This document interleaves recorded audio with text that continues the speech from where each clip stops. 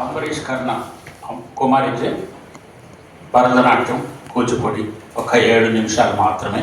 అది తర్వాత సభా కార్యక్రమం యథావిధిగా కొనసాగుతుంది. సభకు నమస్కారం. మా అమ్మాయి ఏకే అంబరీష్ కర్ణ చిరంజీవి. తను 10వ తరగతి చదువుతుంది. ఎయిర్ ఫోర్స్ స్కూల్ బేగంపేటలో తను విద్యాభ్యాసం చేస్తుంది. తను చిన్నప్పటి నుంచి కూడా తను కూచిపూడి అంటే తనకు చాలా ఇష్టము, అభిమానము. సో దాంతో క్లాసికల్ డ్యాన్స్ అంటే చాలా ఇష్టము. సో మొదట భరతనాట్యం నేర్చుకుని తర్వాత కూచిపూడి నేర్చుకుని ఇప్పుడు కూచిపూడిని కంటిన్యూ చేస్తుంది. తను చాలా చోట్ల తన ఆరంగేట్రమే రవీంద్ర భారతిలో జరిగింది. ఈ కార్యక్రమానికి కూడా తను ఇక్కడికి రావడం చాలా థ్యాంక్ యూ.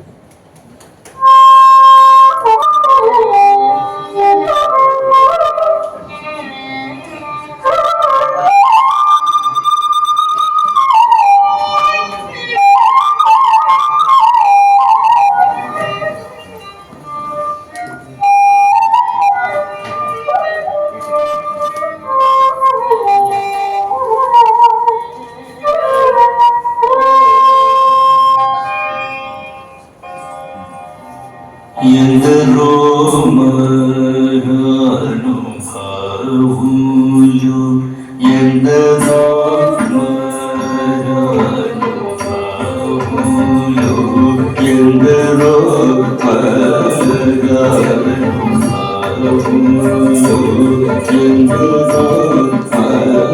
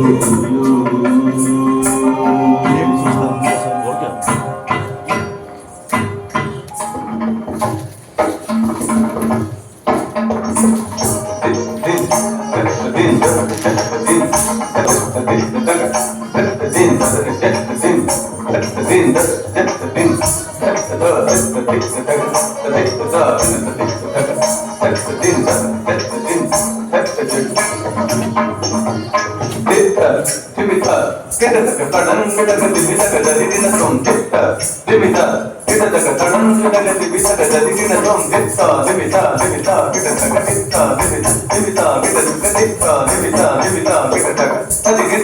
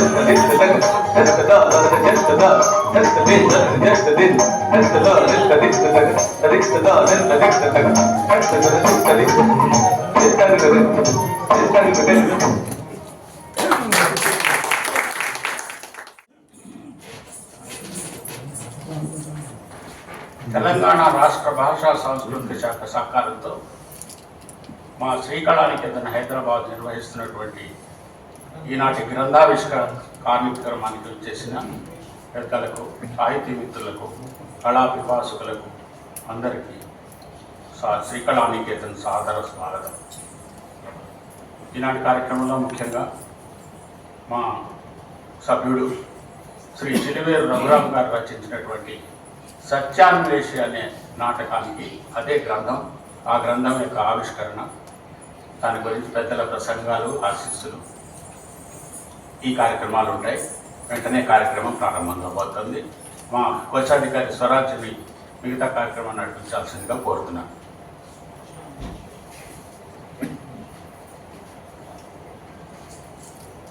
ఈనాటి గ్రంథ ఆవిష్కరణ సత్యాన్వేషి నాటకం గ్రంథావిష్కరణ కార్యక్రమానికి అధ్యక్షత వహించవలసిందిగా ఆచార్య డిఎస్ఎన్ మూర్తి గారిని సాధారణంగా వేదిక మీద ఆహ్వానిస్తున్నాను. డిఎస్ఎన్ మూర్తి గారి గురించి పరిచయం అక్కర్లేదు. ఆయన యూనివర్సిటీ ఆఫ్ హైదరాబాద్ నుంచి నాటక విభాగంలో ఆచార్యునిగా ప్రజలు చేశారు. కథ శిక్షణగా ఇచ్చి అనేక వందల మంది నటులుగాను దర్శకులుగాను తయారు చేశారు.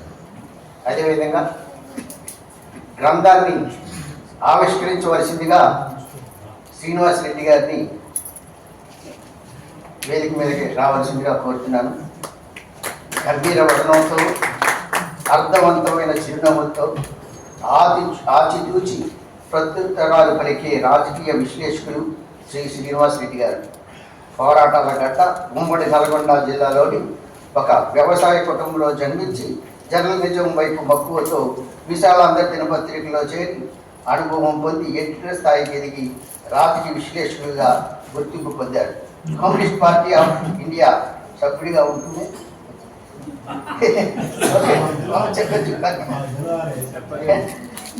పత్రికా రంగానికి సేవలు చేసిన వారు శ్రీనివాస్ రెడ్డి గారు. అదేవిధంగా ఈ రోజు ప్రథమ తొలి ప్రతిని స్వీకరించడానికి నటరాజ సాఖ్య బుద్ధ పథకావి గారిని వేదిక మీదకి రావాల్సిందిగా కోరుతున్నాను. ఆయన నలుగురిలో ఒకరు, కానీ ఎంతో మంది ఆలోచనని మలుపు తిప్పగల మానవతీయవాది బుద్ధ పథకావి శ్రీ డాక్టర్ నటరాజ సాఖ్య గారు. నాస్తిక, హేతువాద, కమ్యూనిస్టు, స్త్రీవాద, అంబేద్కరిస్ట్ ఉద్యమాల్లో సన్నిహితులుగా పెరిగి చివరికి ఇవన్నీ బుద్ధ ధర్మంలో ఏకమాత్రంగా ఉన్న సత్యాన్ని గ్రహించి 1996లో బుద్ధ ధర్మం స్వీకరించి గౌతమ బుద్ధుడు గ్రంథాన్ని ప్రతిష్టాత్మకంగా రాశాడు. అది 6 సార్లు ముద్రణ పొందిందంటే ఎంత ఉందో అర్థం చేసుకోవచ్చు. ఆ గ్రంథాన్ని మూలంగా తీసుకొని ఈరోజు సత్యాన్వేషి నాటకను ఆ చిలువూరి రఘురామ్ గారు రచించారు. గ్రంథ సమీక్షకులుగా డాక్టర్ కేజీ వేణు గారు, రిటైర్డ్ లెక్చరర్ గారిని వేదిక మీద రావాల్సిందిగా కోరుతున్నాను. ఏ వ్యక్తి అయినా చేస్తున్న వృత్తికి పూర్తి న్యాయం చేయాలనుకుంటాడు, కానీ ప్రవృత్తిని సైతం ఇష్టదేవుడా భావించి 100 పాళ్ళు జ్ఞానం చేస్తున్న వారు డాక్టర్ కేజీ వేణు గారు. చదివింది కెమిస్ట్రీ, ఎంఎస్సి, పిహెచ్డి, కానీ చదువుడానికి సంబంధం లేని సాహిత్య రంగంలో అనేక రచనలు చేశారు. అదేవిధంగా పరిచయం అక్కర్లేని సత్కళా భారతి సత్యనారాయణ గారిని కూడా వేదిక మీదకి రావాల్సిందిగా కోరుతున్నాను.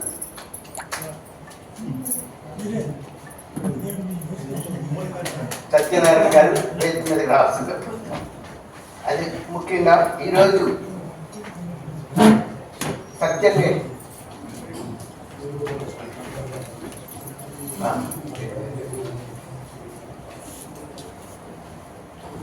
డాక్టర్ కేజీ వేణు గారు,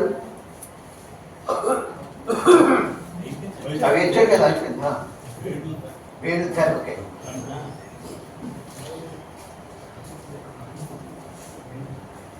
ఈనాటి సత్యన్వేషి నాటక రచయిత చిలువేరు రఘురామ్ గారిని మేరకి ఇచ్చేవలసిందిగా కోరుతున్నాను. 12వ తరగతి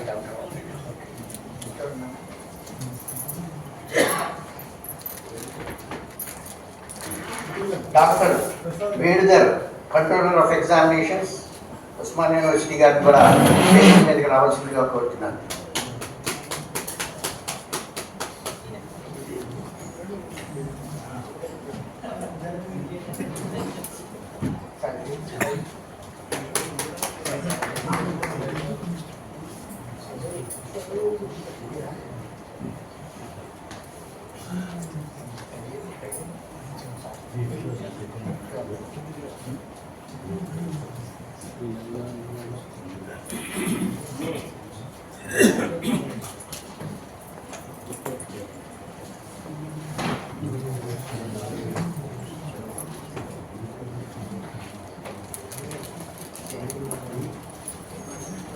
సభను నడిపించవలసిందిగా సభాధ్యక్షులు బిఎస్ఎన్ మూర్తి గారిని కోరుతున్నాను.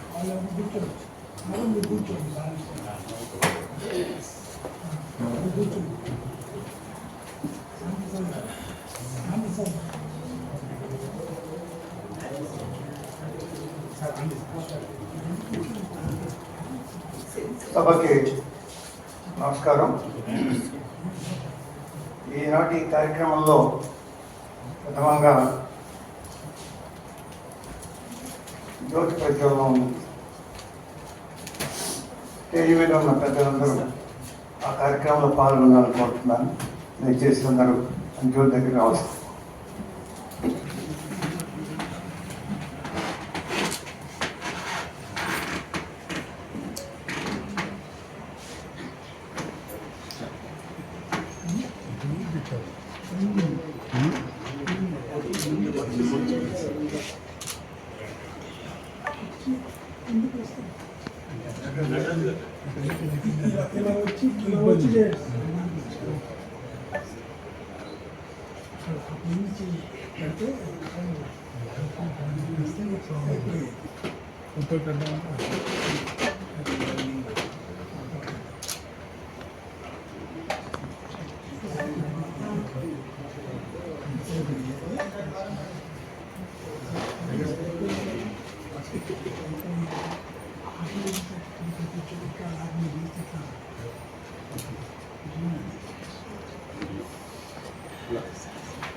సార్ తెలుసా వినోద్ రెడ్డి గారు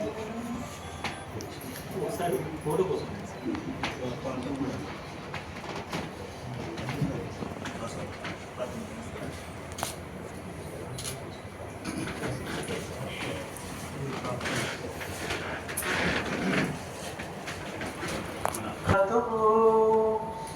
అర్హతో సమ్మా సంబుద్ధస్సా నమో తస్స భగవతో అర్హతో సమ్మా సంబుద్ధస్సా నమో తస్స భగవతో అర్హతో సమ్మా సంబుద్ధస్సా. అర్హతుడు మహాచైతన్యమూర్తి అయిన బుద్ధ భగవానుల వారికి వందనాలు, నమస్కారములు. పంచశీల సకార పంచశీల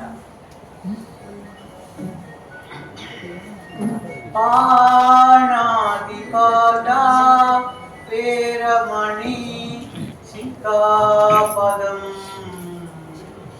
సమాధియామి. నేను ఏ జీవిని ఏ మనిషిని కొట్టనని, తిట్టనని, గాయపరచనని, చంపనని ప్రమాణము చేయుచున్నాను. అదిన్నదానా వేరమణి సిక్కాపదం సమాధియామి. నేను నాది కాని ఏ వస్తువును, ధనాన్ని, ఐశ్వర్యాన్ని ఆశించనని, తప్పుడు మార్గాలలో సంపాదించనని, పైగా నా దగ్గర ఉన్న దానిని సంతోషంగా అవసరమైన వారికి ఇచ్చేదనని ప్రమాణం చేయుచున్నాను. కామేషు మిచ్చాచారా వేరమణి సిక్కాపదం సమాధియామి. నేను నా దేహంతో ఎట్టి అపవిత్ర కార్యక్రమాలను చేయనని, అందరినీ సమానంగా గౌరవించునని, ప్రేమించునని, నాతో సమానంగా భావించునని, పరులను ప్రతి ఒక్కరిని కూడా ఎట్టి తేడాలు విభజనలు లేకుండా గౌరవించునని ప్రమాణము చేస్తున్నాను. ముసావాద వేరమణి సిక్కాపదం సమాధియామి. నేను ఎట్టి పరుషవాక్యములు పలుకనని, అబద్ధములు ఆడనని, ఎవరిని నిందావాచనములతో బాధ పెట్టనని, మంచిగా మాట్లాడేదనని, సత్యమే పలికేదనని ప్రమాణం చేయుచున్నాను. సురామేరయ మజపమా జటానా వీరమణి సిక్కాపదం సమాధియామి. నేను మత్తు కలిగించడి పదార్థములను, ద్రవ పదార్థములను కానీ, ఘన పదార్థములను కానీ, ఎట్టి పదార్థములను స్వీకరించనని, స్వచ్ఛమైన ఆహారాన్ని, శాకాహారాన్ని భుజించునని ప్రమాణము చేయుచున్నాను. సర్వ పాపస్య అకారణం కుశలస్య ఉపసంపదా సచిత్త పరియోదపనం ఏతం బుద్ధానుశాసనం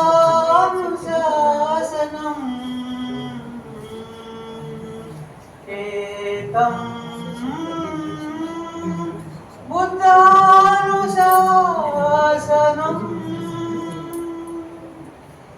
ఎట్టి చెడ్డ పనులు చేయకుండా మంచి పనులనే చేస్తూ హృదయాన్ని శుద్ధిపరచుకుంటాను. ఇదే బుద్ధుని ఆదేశం, ఇదే బుద్ధుని ధర్మంగా భావిస్తూ ఆ విధంగా నడుచుకుంటాను. సారి సారి సారి.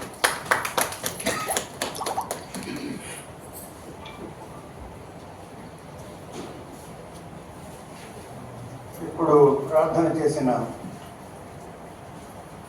నటరాజ శాస్త్ర బుద్ధ పదగామి గారు రాసిన గౌతమ బుద్ధ అనే నవల ఆధారంగానే మిత్రుడు కిలివేరు రఘురాం సత్యాన్వేషణ రాశాడు.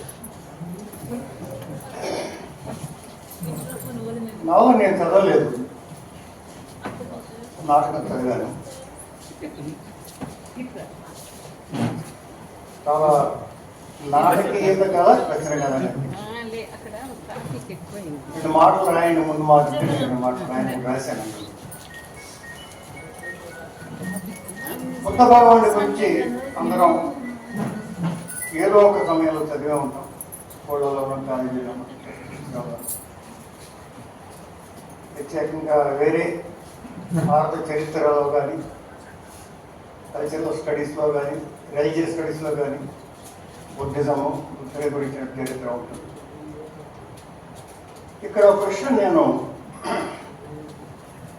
పెద్దలు పూర్తిగా వారికి చెప్పాలి. ఏఎల్ బాష్మ్ అని ఒక ఆస్ట్రేలియన్ ప్రొఫెసర్ ఉన్నారు. ఆయన యూనివర్సిటీ ఆఫ్ క్యాన్బెరాలో Asian cultural studies and Asian historical స్టడీస్లో ప్రొఫెసర్గా పనిచేసి రిటైర్ అయ్యారు. ఆయన భారతదేశ చరిత్ర మీద ఒక పుస్తకం రాశాడు. ఆ పుస్తకం పేరు India the land of wonders. ఆ పుస్తకం పేరు India the land of wonders. ఆ పుస్తకాన్ని మన దేశంలో చాలా యూనివర్సిటీస్లో ఎంఏ హిస్టరీ వాళ్ళకి టెక్స్ట్ బుక్గా ప్రిస్క్రైబుల్ పుస్తకం. అందులో నేను చదివితే బుద్ధుడి జన్మ గురించి అంతకుముందు నేను ఎప్పుడు వెళ్ళిన ఒక అద్భుతమైన సన్నివేశం కనిపించింది. బుద్ధుడు పుడుతూనే నిలువుగా పుట్టాడని, 6 అడుగులు నడిచాడని, ఇదే నా ఆఖరి జన్మని చెప్పాడని బుద్ధిస్ట్ నమ్మకం అని ఆయన ఆ బుద్ధిజం అనే చాప్టర్లో రాశాడు. నేను ఈ నాటకం చదివాక మిత్రుడు రఘురామ్తో అన్నాను, నాటకంలో నీ క్లైమాక్స్ చాలా అద్భుతంగా ఉంది. ఒక మంచి నాటకానికి ఎలా ఉండాలో అలాగే ముగిసింది నీ నాటకం. ఆయన నిష్ఠమ అద్భుతం, మంచి బిల్డప్ సీన్స్ రాశావు. ఈ భాష్యంగా రాసిన చదివిన తర్వాత నీ నాటకం ప్రారంభం ఇటువంటి సన్నివేశంతో ఇంకా నాటకీయంగా ఉండేదేమో అని నేను సూచన చేశాను. అది అది ఆయన ఇష్టం. అంటే చాలామందికి తెలియని విషయం, బుద్ధుడు పుడుతూనే మాట్లాడాడని నడిచాడని అనే విషయం వాస్తవం కాదో నాకు తెలియదు. మరి ఆయన సోర్స్ ఏమిటో నాకు తెలియదు. ఆ మాట రాయడానికి నాటకీయంగా ఉంటూ పంపుతుంది. ఒక నాటక రంగం వాడికి నేను చెప్తున్నాను. ఎనివే, ఒక మంచి నాటకం రాసిన నిర్ణయిస్తూ వివరాన్ని ఇవాళ ఆ నాటకం గ్రంథ ఆవిష్కరణ. ఇప్పుడు ఈ నాటకాన్ని గౌరవనీయులు సీనియర్ జర్నలిస్ట్ చాలామంది పరిచయం చేయగలిగిన శ్రీనివాస్ రెడ్డి గారు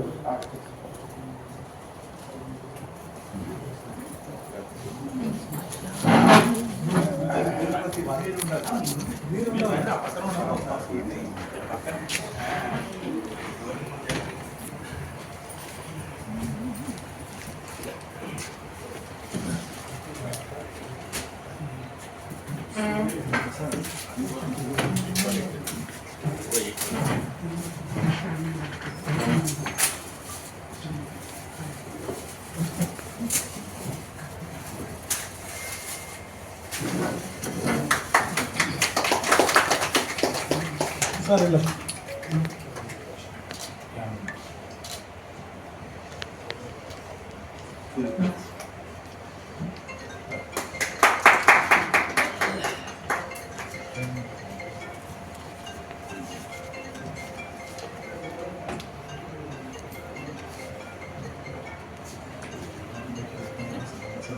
సార్ ఇలా చూపండి ఒకసారి.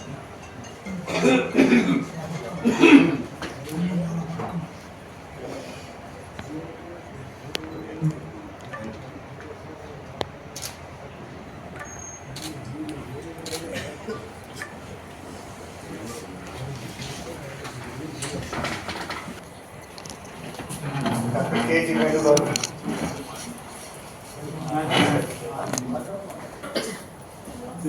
అందరినీ మన్నించమని కోరుతున్నాను. ఇక్కడికి వస్తుంటేనే ఒక అత్యవసర పని వచ్చింది. రాగానే మిత్రుడు రఘురామ్కి చెప్పాను. అధ్యక్షుల వారిని కూడా కోరాను.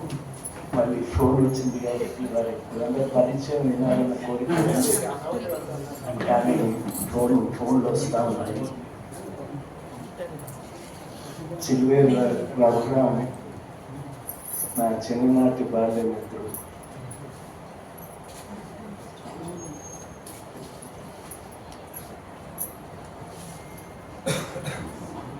పుస్తకాలు రాయటంలో, రచనలో, నటనలో, నాటకాలు రాయటంలో స్కూల్ డేస్ నుంచి దీంట్లో అనేక ప్రయోగాలు చేశారు. సత్యాన్వేషి నాటకం సిద్ధార్థుడి మహావిష్క్రమం మీద రాసినందుకు చాలా సంతోషంగా ఉంది. పెద్దలు ఆచార్య డిఎన్ మూర్తి గారు రావటం, అలాగే శ్రీ నటరాజ శాస్త్రి గారి నవల ఆధారంగా ఈ నాటకం రాశారు. వారు ఆశలు కావటం,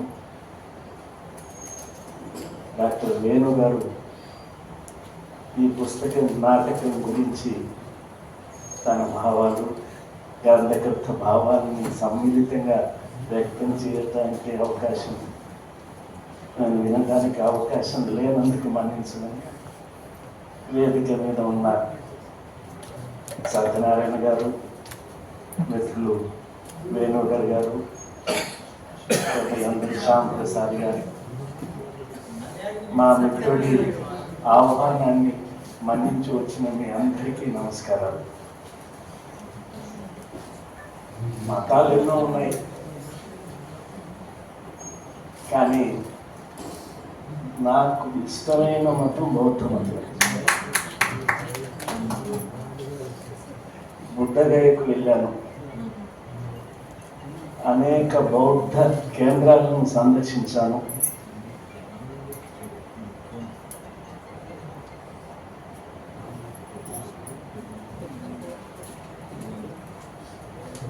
మన భారతదేశంలో పుట్టిన ఈ బౌద్ధం మన దగ్గర ఆదరణ పొందలే. పొరుగు రాష్ట్రాలలో, పొరుగు దేశాలలో ఆదరణ పొందినటువంటి ఈ బౌద్ధం వాళ్ళ పరిస్థితులు చూస్తుంటే మతాలమైన వైషమ్యాలు సృష్టిస్తున్నటువంటి స్థితి మానవత్వానికి, సమాజానికి మంచిది కాదన్న భావన నాలో ఉంది. ఏమిటి మరి అంటే బౌద్ధం దీనికి కొంతనైనా కొంత విశ్రాంతినిస్తుంది, ఆలోచించటానికి ఆహ్వానం పలుకుతుందన్న భావన ఉంది. నా మిత్రుడు గతంలో రాసిన అనేక పుస్తకాలకి నేను హాజరయ్యాను, ఆవిష్కరణ సభలకి. ఈ అవకాశం ఇచ్చినందుకు, పిలిచిన వారు రానందు, పిలిచిన వారు రానందుకు, మిత్రులు అనేక మంది దీంట్లో రావాల్సిన వారు, బౌద్ధం గురించి చెప్పుకున్నవారు. మరోసారి అధ్యక్షుల వారిని మన్నించమని, మీరందరినీ మన్నించమని కోరుతూ నేను సెలవు తీసుకుంటాను. అందరికీ ధన్యవాదాలు. అత్యవసర పని ఉండే వాళ్ళ శ్రీనివాసరెడ్డి గారు సభ నుంచి నిష్క్రమిస్తున్నారు. వారి కృతజ్ఞత.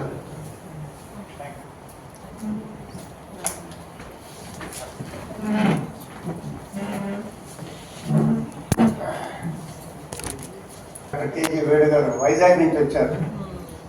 ఈ నాటకాన్ని విశ్లేషిస్తూ మాట్లాడతారు.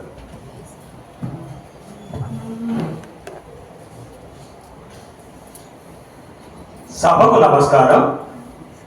వేదిక మీద ఉన్న పెద్దలకు, వేదిక ముందు ఎందరో మహానుభావులు అందరికీ తలవంచి నమస్కారం చేస్తున్నాను. ఇవాళ నేను ఎందుకు పలకరించిపోతున్నానంటే, మా గురువు గారు డిఎస్ఎన్ మూర్తి గారి అధ్యక్షతను మాట్లాడడం అన్నది నిజంగా నాకు చాలా పలకరింతగా ఉంది. మన మహాభారతంలో ద్రోణాచార్యుని మనం చూసాం. ద్రోణుడు ఒక అర్జునుని మాత్రమే మహావీరుడుగా చూడాలనుకున్నారు. కానీ మా గురువు గారు డిఎస్ఎన్ మూర్తి గారు అర్జునుడు లాంటి కొన్ని వందల వేల మందిని రంగస్థలంలో అర్జునుడిగా తీర్చిదిద్దినటువంటి మహానుభావుడు ఆయన.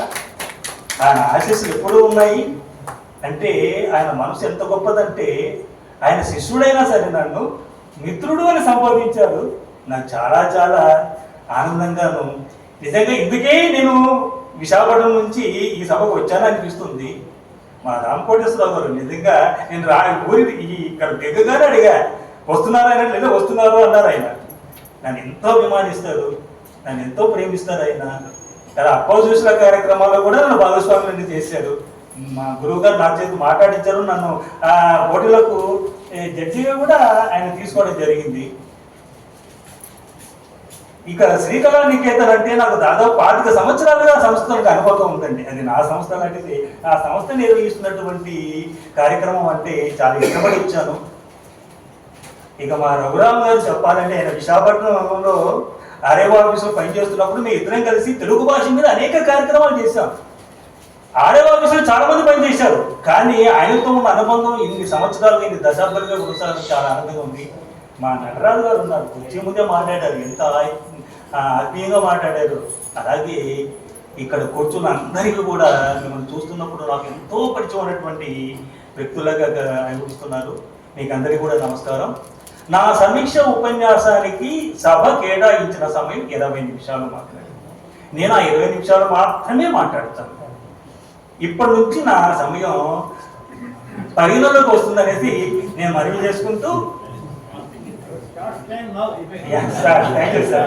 నటరాజు గారు ప్రార్థన చేయగానే ఒక్కసారిగా ఈ వాతావరణం అంతా మారిపోయింది.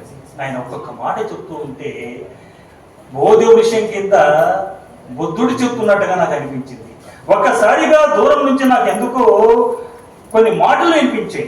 ఏమిటా మాటలు అంటే, బుద్ధం శరణం గచ్ఛామి, ధమ్మం శరణం గచ్ఛామి, సంఘం శరణం గచ్ఛామి అన్నటువంటి ఆ మాట యొక్క ప్రతిధ్వనులు ఈ ప్రాంగణం అంతా నాకు వినిపించాయి.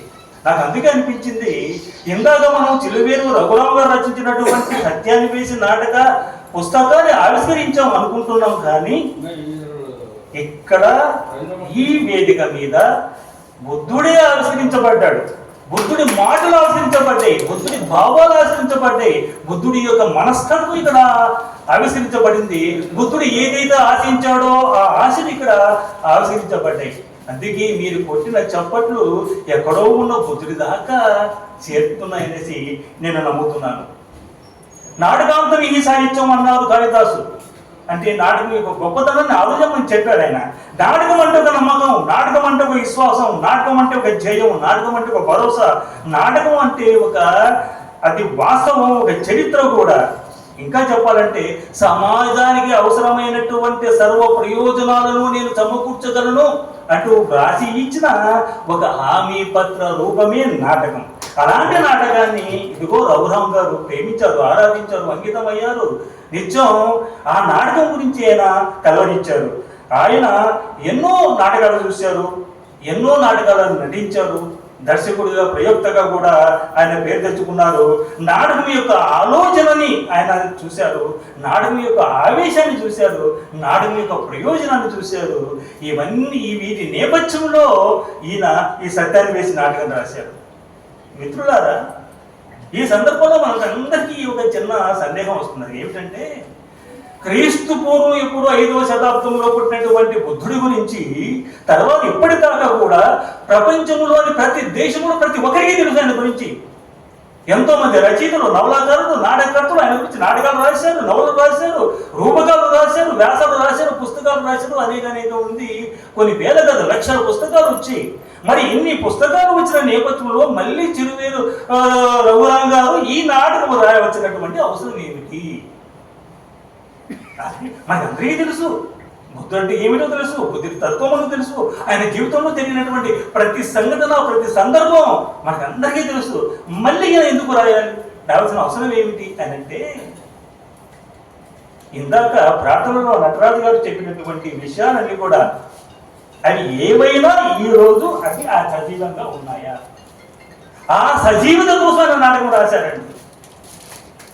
బుద్ధుడు ఆశించింది అహింస.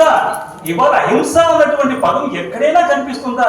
ఎక్కడ చూసినా హింస హింస హింస హింస. ఒకప్పుడు ఆకాశంలో మేఘాలు ఉండేవి, మేఘాలు వర్షం కురిస్తే ఆ వర్షాన్ని నేల మీద ఉన్న మట్టి కణాలు స్వీకరించి ఒక అద్భుతమైనటువంటి సువాసన వెదజల్లేవి. ఇవాళ ఏముందండి? ఆకాశంలో మేఘాలు లేవు, ఆకాశంలో యుద్ధంలో ప్రయోగించి మిసైల్స్ ఉన్నాయి, వర్షం పడడం లేదు, బాంబుల వర్షం కురుస్తుంది. ఒకప్పుడు నేల మట్టి కణాలని ఆ వర్ష చినుకులు తడిపేస్తే ఇవాళ ఈ యుద్ధం వల్ల అనేక వేల లక్షల్లో సామాన్య జనం అంతా కూడా ముక్కలు ముక్కలుగా చీల్చబడిపోయి ఆ రక్తంతో తడుస్తున్నటువంటి నేలని ఇవాళ మనం చూస్తున్నాం కదా. తర్వాత ఎక్కడ చూసా హింస అనేది మామూలు అయిపోయింది, దినచర్యలో ఒక భాగం అయిపోయింది. ఎక్కడ చూసినా కోసం చంపుతున్నారు, చంపుకుంటున్నారు. మరి సత్యం అనే మాట ఎక్కడైనా వినిపిస్తుందా? ఇప్పటికి చూస్తే సత్యం అనేది ఎప్పుడో కాలంలో ఉన్నటువంటి ఒక మాటని గుర్తు చేసుకోవడానికి మనం ఉన్నాం. ఇవాళ మనుషుల్లో ప్రేమ, అభిమానం, ఆప్యాయత, వాత్సల్యం ఇవన్నీ లేవు. ప్రతి మనిషి కూడా తన చుట్టూ ఒక గిరి గీసుకొని ఇదే నా రాజ్యం నేనే. ఒకప్పుడు నేను అందరి కోసం అనేవాడు, నేను దేశం కోసం అనేవాడు, నేను త్యాగాల కోసం అనేవాడు. వాడన్నిటికీ దూరమైపోయి నేను మాత్రమే ఉండాలి, నేను మాత్రమే జీవించాలి, నేను మాత్రమే అని అనుభవించాలి అన్నటువంటి కుంచిత తత్వమైనటువంటి భావాలకు లోనైపోయి ఆ అవతల మనిషిని ఏమైపోయినా పర్వాలేదు అన్నటువంటి తత్వంలోకి ఈయన నేపథ్యంలో ఇదిగో ఈ నాటకం రాశాడు. మనుషుల మధ్య మానవ సంబంధాలు పూర్తిగా మృగ్యమైపోయి మనిషికి మధ్య ఏమున్నాయి ఇవాళ? ఇనుప తెరలు లేచాయండి. ఆకాశమే ఇతనే ఇనుప తెరలు లేచాయి. ఆ ఇనుప తెరలు ఛేదించడానికి ఇదిగో ఇవాళ ఆయన నాటకం రాశాడు. మనుషులందరూ ఎలా జీవిస్తున్నారు? తలుపులు లేని కేవలం గోడలు ఉన్నటువంటి గృహాలలో నివసిస్తున్నారు. ఎవరైనా తలుపులు తడుతారేమో వస్తారని భయపడుతున్నాడు ఇవాళ. అలాంటి పరిస్థితుల్లో ఆ గోడను ఛేదించి అన్ని తలుపులే ఉంచాలి, తలుపులు తెరిచి ఉంచాలి అన్నందుకు ఇవాళ నాటకం రాస్తున్నారు ఆయన. ఎందుకంటే ఇప్పుడున్నటువంటి ఈ క్రూరమైనటువంటి, దారుణమైనటువంటి, రక్తసిక్తమైనటువంటి, అసత్యంతో కూడినటువంటి, హింసతో కూడినటువంటి ఈ పరిస్థితులు ఇలాగే కొనసాగితే ఏమవుతుంది? మొత్తం ఈ మానవ లోకమంతా సర్వనాశనం అయిపోతుంది. అలా నాశనం కాకుండా ఉండడానికి ఒక సాహితీవేత్తగా తన బాధ్యత ఏమిటో గుర్తించి ఇదిగో ఈ నాటకం రాసింది. ఇంకొక నేపథ్యం కూడా ఉంది రఘురామ్ గారికి. ఆయన ఒకరోజు సూర్యుడికి ఎదురుగా నిలబడితే సాధారణంగా మనకి ఏమిటి? సూర్యుడు కనిపిస్తాడు. చిత్రంగా ఏమైందంటే సూర్యుడు కనిపించకుండా ఆ సూర్యుడి రూపంలో బుద్ధుడు కనిపించాడండి. సూర్యుని ఎదురు నిలబడితే మనకు సూర్యకిరణాలు మన మీద పడతాయి. కానీ రఘురామ్ గారి వంటిని ఏం తాకాయి? నా బుద్ధుడి మాటలు తాకాయి, భావనలు తాకాయి, ఆయన ఆశయాలు తాకాయి. ఇదిగో నువ్వు ఈ పని చేయి, నీ చేతనైన పని ఇది, నువ్వు నాటకర్తవి, ఒక నాటకాన్ని రాయన్నట్టుగా ఎక్కడో ఏదో ఈ నాలుగు దిక్కులు ప్రతిధ్వనించేలా ఒక ధ్వని ఆయన చేరుకుందండి. ఆ తర్వాత అంతే తాను రాయడానికి సంకల్పించాడు. సంకల్పించిన తర్వాత ప్రపంచంలో ఏది చూసినా ఆయనకు బుద్ధుడే కనిపిస్తున్నాడు, ఎవరిని చూసినా బుద్ధుడే కనిపిస్తున్నాడు, ఎవరితో మాట్లాడినా బుద్ధుడితోనే మాట్లాడినట్టుగా ఉంది. చివరికి ఇంట్లో తన పరివారముతో మాట్లాడినా బుద్ధుడితోనే మాట్లాడినట్టుగా ఉంది. ఇంకా ఆయన ఎంత మమేకమైపోయాడంటే అన్నం తినడానికి ముద్దలు కలుపుకొని ఆ ముద్దలు చేతిలోకి తీసుకుంటే ఆ ముద్దలో ఉన్న ప్రతి మెతుకు మీద బుద్ధుడు కనిపించే స్థాయిగా వెళ్ళిపోయారండి. అది ఆయన చేత ఈ నాటకాన్ని మనం రాయించింది.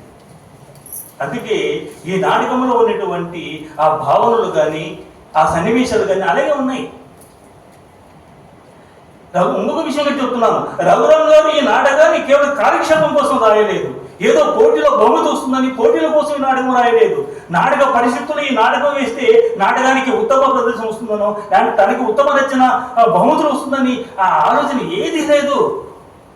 ఇందాక నటరాజు గారు చెప్పారే, అవన్నీ నిజం కావడానికి, వాస్తవ రూపంలోకి రావడానికి ఆయన నవలని ఆయన ఉదాహరణగా తీసుకొని ఇవాళ రాయడం జరిగింది.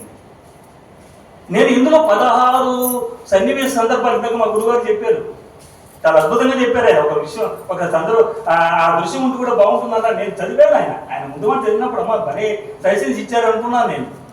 కానీ ఆ సన్నివేశాలన్నింటినీ ఇక్కడ చెప్పడానికి సమయం చాలదు కాబట్టి నేను కేవలం 1-2 సన్నివేశాలు మాత్రమే చెప్పి ముగిస్తాను. ఈ నాటకం ఎలా ప్రారంభమవుతుంది? ఆయన 12వ ఏట సిద్ధుడి యొక్క జన్మదినోత్సవాలని జరపడానికి తండ్రి అన్ని ఏర్పాట్లు చేస్తున్నాడు. బుద్ధుడి జన్మదినోత్సవం అంటే కేవలం తండ్రికి మాత్రమే ఆనందం కాదు, మొత్తం ఆ రాజ్యంలో ఉన్నటువంటి ప్రజలందరికీ ఆనందమే. మా అబ్బాయి, మా రాజు, మా యువరాజు అన్నటువంటి భావన ఉండేసి నగరాలన్నీ అలంకరించారు, వీధులన్నీ అలంకరించారు, పొర వీధుల్లో పెద్ద పెద్ద మండపాలు ఇవి తోరణాలన్నీ కట్టేశారు. ప్రతి ఇంట్లో పండగ వాతావరణంలాగా వాళ్ళు పాయసాలు వండుకుంటున్నారట. అలాంటి సందర్భంలో అసిద్ధ మహామునిని కూడా వాళ్ళు ఆహ్వానించారు సభకు. వచ్చారు. ఆయన ఆనందపడ్డారు, ఎంత వైభవంగా జరుగుతుంది, ఆహా అనుకున్నారు. ఆయన జాతకం తెప్పించి చూసిన తర్వాత ఆయన చెప్పారు, ఉన్నది ఉన్నట్టుగా వాస్తవాన్ని వాస్తవంగా చెప్పారు. ఏం చెప్పారు ఆయన? మహారాజా, నీ కొడుకు కారణ జన్ముడు అన్నారు. అబ్బా, అంతకన్నా ఆనంద తండ్రికి ఏముంటుందంటే, నిజంగా ఆకాశంలో సూర్యుడు చంద్రుడు ఉన్నంత వరకు నీ కొడుకు యొక్క కీర్తి అలా ప్రకాశిస్తూనే ఉంటుంది అన్నారు. ఇంకా ఉప్పొంగిపోయాడు. సముద్రంలో అలలు ఎలా ఉప్పొంగిపోయి ఒక ఉప్పెన వచ్చినప్పుడు ఆకాశాన్ని అందుకుంటాయో, నా కొడుకు రేపు నా సామ్రాజ్యానికి వారసుడు అవుతాడు, చక్రవర్తి అవుతాడు, చక్రవర్తిగా చిరకాలంగా అతను కీర్తిని సంపాదించుకుంటాడు కదా అని మనసు ఉప్పొంగిపోతుంది. ఆ సందర్భంలో వెంటనే ఏం చెప్పాడు ఆయన? అయ్యా, నీ కుమారుడు అతి త్వరలోనే మిమ్మల్ని, మీ కుటుంబాన్ని, మీ నగరాన్ని, ఈ సామ్రాజ్యాన్ని వదిలి పరివరాజకుడుగా వెళ్ళిపోతున్నాడు. ఏమవుతుందంటే ఆ తండ్రి యొక్క మనసు అంతెత్తున ఆనందంతో ఉవ్వెత్తున లేచిన మనిషి ఒక్కసారి అక్కడి నుంచి దవేలు అని కింద నెల రాలిపోయిన నక్షత్రంలాగా అయిపోయాడు. ఆయన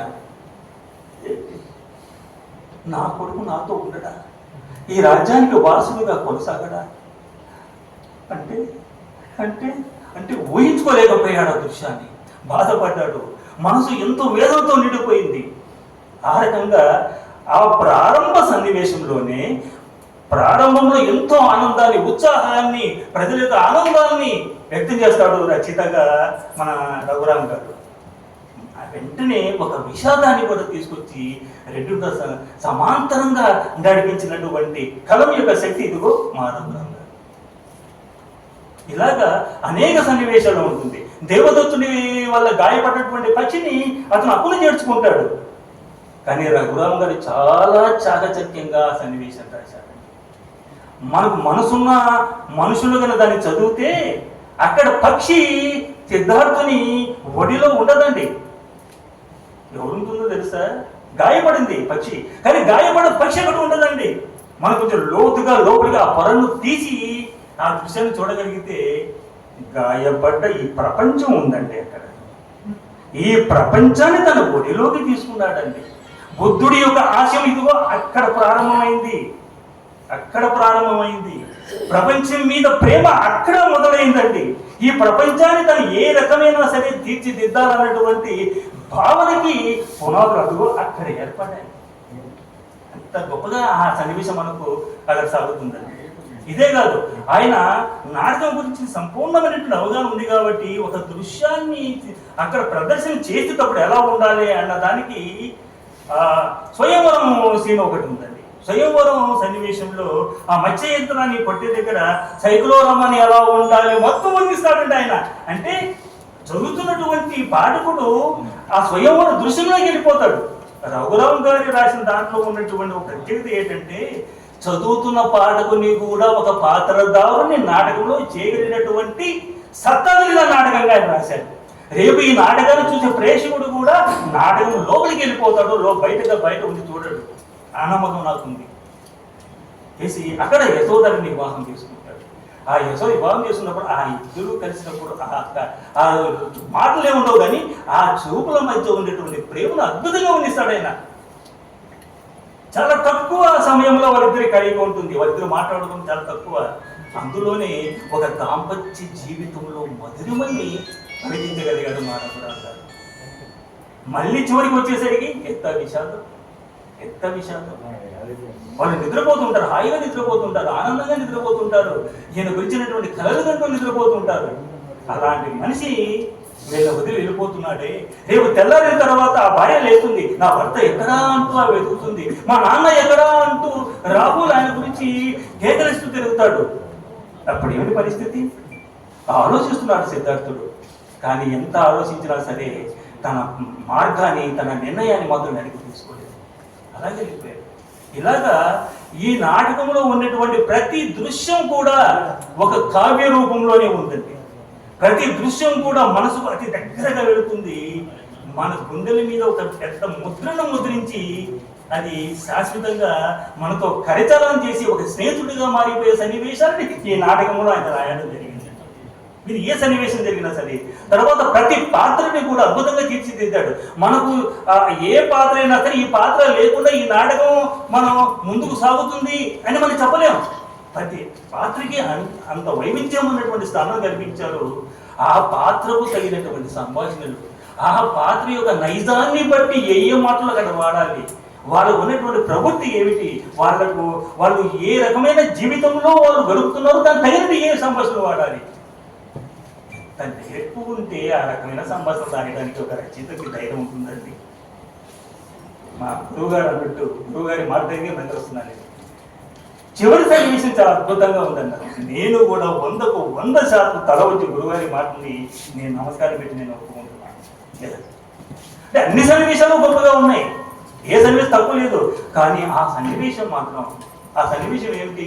ఆయనకు పట్టాభిషేకం చేయాలని ఊబిలు ఊడుతున్నారు తండ్రి. ఎస్, పట్టాభిషేకం అయిపోతే నా కొడుకు నా దగ్గర నుంచి పోతాడు. ఎందుకంటే ప్రజలు ఎవరు వద్దని వెళ్ళనివ్వరు. ఒక బాధ్యత ఏర్పడుతుంది, ఆ బాధ్యత తప్పించుకోవడం నా కొడుకు సాధ్యం కాదు అని మంత్రిని పిలిపించాడు. పట్టాభిషేకం ఏర్పాటు చేసేమన్నాడు. అందరూ కూడా ఆగ మేఘాల మీద అన్ని కూడా ఏర్పాటు జరిగిపోతున్నాయి. సరిగ్గా ఆ సమయంలో తన నిర్ణయం చెప్పాడు సిద్ధార్థ. తండ్రి వేదన మన మాటలో చెప్పదు, కేవలం ఆ దృశ్య రూపంలో. ఎదుగు ఆయన అక్కడ సిద్ధార్థుని తండ్రి యొక్క కళ్ళల్లో నీళ్ళను మనం చూడలేము, కానీ మన కళ్ళలో నుంచి మాత్రం నీళ్ళని కార్పించాడండి ఆయన. అది సరే, చెన్నుడు తీసుకెళ్ళాడు. చెన్నుడు అనగానే నండి ఒళ్ళు పలికించిపోతుంది. ఎంత గొప్ప పాతకు జీవం పోశాడండి ఆయన. చూడండి, బయటికి వెళ్ళిన ప్రతిసారి కూడా చిన్నప్పటి నుంచి చివరి దశ దాకా కూడా, చివరి నిష్క్రమణ దాకా కూడా మనకి సిద్ధార్థుడి వెంట ఎవరున్నారు? చంద్రుడు మాత్రమే ఉంటారు. అంటే మన శరీరంలో ఒక భాగం, మన చేయి ఉంది, మన ఎక్కడికి వెళ్తే అది వస్తుంది, కాళ్ళు ఉంది ఎక్కడికి వెళ్తే అది వస్తుంది, మన చూపు ఉంది ఎక్కడికి వెళ్తే అది వస్తుంది. ఆ రకమైనటువంటి భాగంగా మారిపోయాడు చంద్రుడు సిద్ధార్థుడికి. ఆ రకంగా ఇదిగో ఈయన కూడా రాశాడు ఆ పాత్ర. ఇద్దరు కలిసి వస్తున్నారండి. ఇద్దరు కలిసి నగరాన్ని వదిలేసి తర్వాత తన నిర్ణయం ప్రకారం వస్తున్నారు. అనోమ నది పరివాహక ప్రాంతానికి అలా వచ్చారు. వచ్చి అనోమ నది దగ్గర ఆగిపోయారు. సిద్ధార్థుడు అడిగాడు, చెన్న ఇంత దూరం మనం ప్రయాణించాం కదా, నువ్వేంటి ఒక్క మాట కూడా మాట్లాడలేదు? ఏం మాట్లాడతాడు? అప్పటికే ఆయన నేత్రాలన్నీ కూడా అసలు జనాలతో నిండిపోయి ఉన్నాయి. దాన్ని నడుపుతున్నాడు కానీ కళ్ళు సరిగా కనిపించడం లేదు, ఆ నీళ్ళని అడ్డుపడుతున్నాయి. ఏం చెప్పుకుంటాడు? నా గొంతు మోగిపోయిందండి, చెప్పలేదు అన్నాడు. ఓ చలికాలం కదా, అందుకే గొంతు మోగిపోయింది అంటాడు సిద్ధార్థుడు. కాదు, బాధతో వేదనతో కుమిలిపోతున్నాడు అని అంటాడు. చూడు, ఇది మనం దుఃఖించాల్సినటువంటి సమయం కాదు, సంతోషించవలసినటువంటి సమయం. ఒక కొత్త అధ్యాయంలోకి నేను అడుగు పెడుతున్నాను. నేను నా కోసము, నా పరిమితమైనటువంటి జనం కోసం కాదు, ఈ విశ్వమానవ కళ్యాణం కోసం నేను వెళ్తున్నాను. నువ్వు రెండు ఇదిగో ఇప్పుడే వస్తాను పక్కకి వెళ్తాడు. ఈ లోపల ఈయన కుమిలిపోతుంటాడు.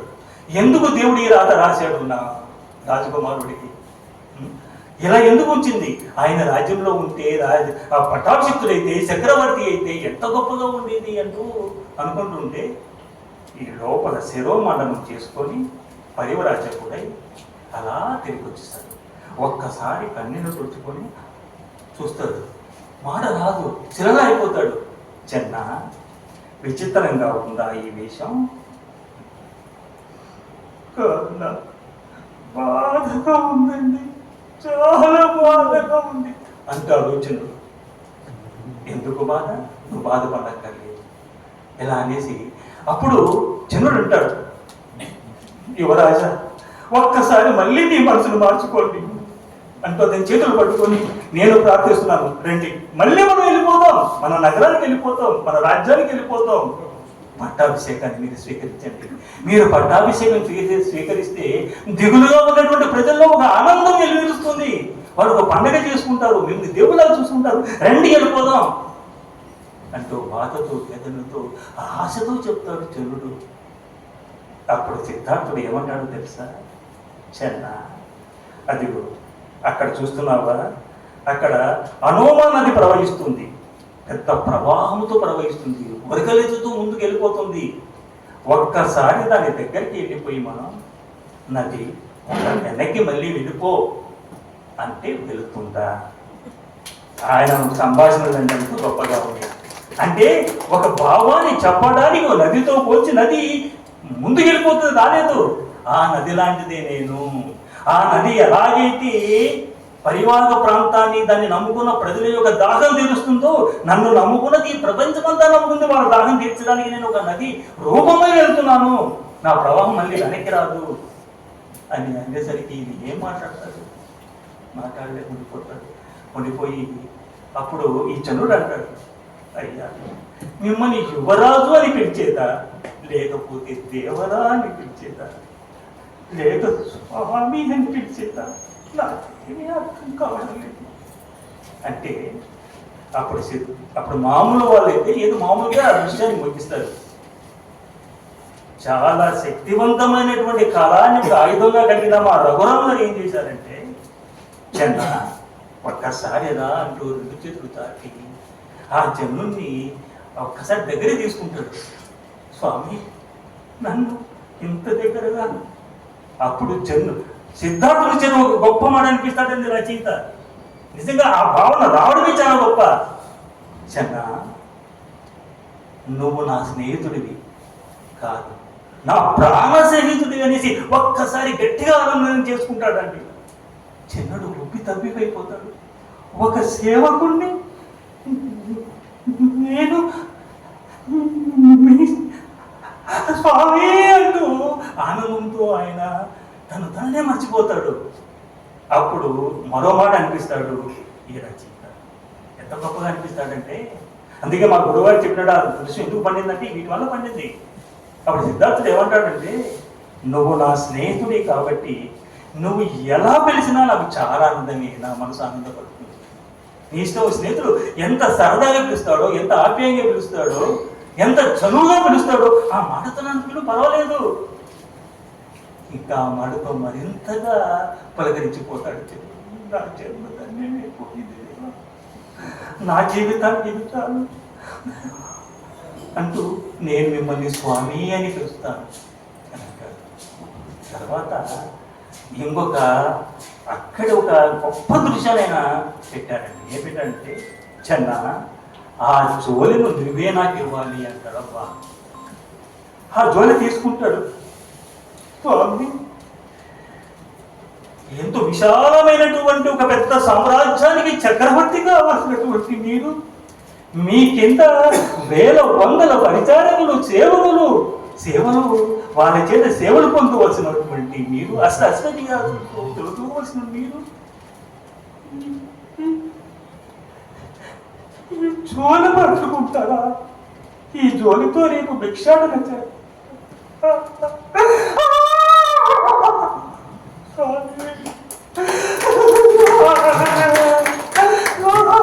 నేను ఇవ్వలేను అంటాడు ఆయన. అప్పుడు సిద్ధార్థుడు, ఈ జోలే నాది ప్రథమ అడుగు, ఈ అడుగు వేయవలసినటువంటి అవకాశం ఆ భగవంతుడు నీకే కల్పించాడయ్యా అంటే.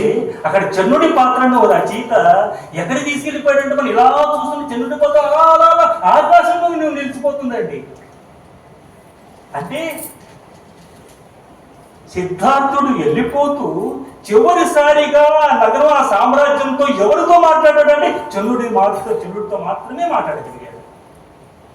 ఒక జోలి తీసుకోవడం అంటే తన జీవితంలో మొదటి దశ అది. ఆ దశను ఎవరితో స్వీకారం చుట్టించాడు? చంద్రుడితో చుట్టించాడు. అదే మానవతావాదం.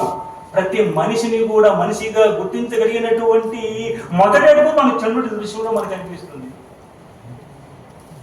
ఇలాగా ఎన్ని దృశ్యాలండి, ఎన్ని రకాలైనటువంటి దీంట్లో రాశారు. ఇక నేను చివరిగా ఒక 2 నిమిషాలు ముగిస్తున్నాను సార్. ఇంత గొప్పగా రాశారు ఆయన. గొప్ప సన్నివేశాలు, గొప్ప పాత్రలు, గొప్ప సంభాషణలు అన్నీ గొప్పవే. కానీ నా నేపథ్యం అలాంటిది. ఈ నాటకాన్ని రేపు గనక ఈ పాత్రధారులు, నటినట్లు ఎవరైనా సరే ఈ పాత్రను పోషిస్తే మరి జీవితంలో మరో పాత్ర పోషించనక్కర్లేదు. మనంతగా ఉంది ఈ పాత్రలన్నీ కూడా. అంత సంతృప్తిని ఇస్తుందండి. ప్రతి నటుడు కూడా తన శక్తి సామర్థ్యాలను పరీక్ష చేసుకోవడానికి ఇదిగో ఈ పాత్రలో ఒక్కొక్క పాత్ర చాలండి. తండ్రి పాత్ర ఎలాంటిదండి, వీణ పాత్రలు ఎలాంటివండి, చంద్రుడి పాత్ర ఎలాంటిదండి, ప్రతి పాత్ర కూడా అలాంటిది. మనకు మురారి వేషం వేస్తే ఎవరైతే మా జీవితంలో నాకు చాలు అనుకుంటారో అలాంటి పాత్రలను కూడా సృష్టి చేశాడు.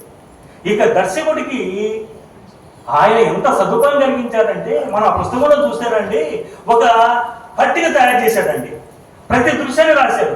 ఆ దృశ్యంలో ఏ విషయం చర్చించబడుతుంది, ఆ దృశ్యంలో పాత్రధారులు ఎవరు, వారికి ఆ వేషాలు ఎలా ఉండాలి, వేషాలు ఎలా ఉండాలి, అప్పుడు రంగస్థలం ఏ విధంగా ఉండాలి, రంగస్థల అలంకరణ ఏ విధంగా ఉండాలి, ఆ రంగస్థలంలో ఏ వస్తువులు ఉండాలి, దాని పక్కన సంగీతం ఎలా ఉండాలో మహానుభావ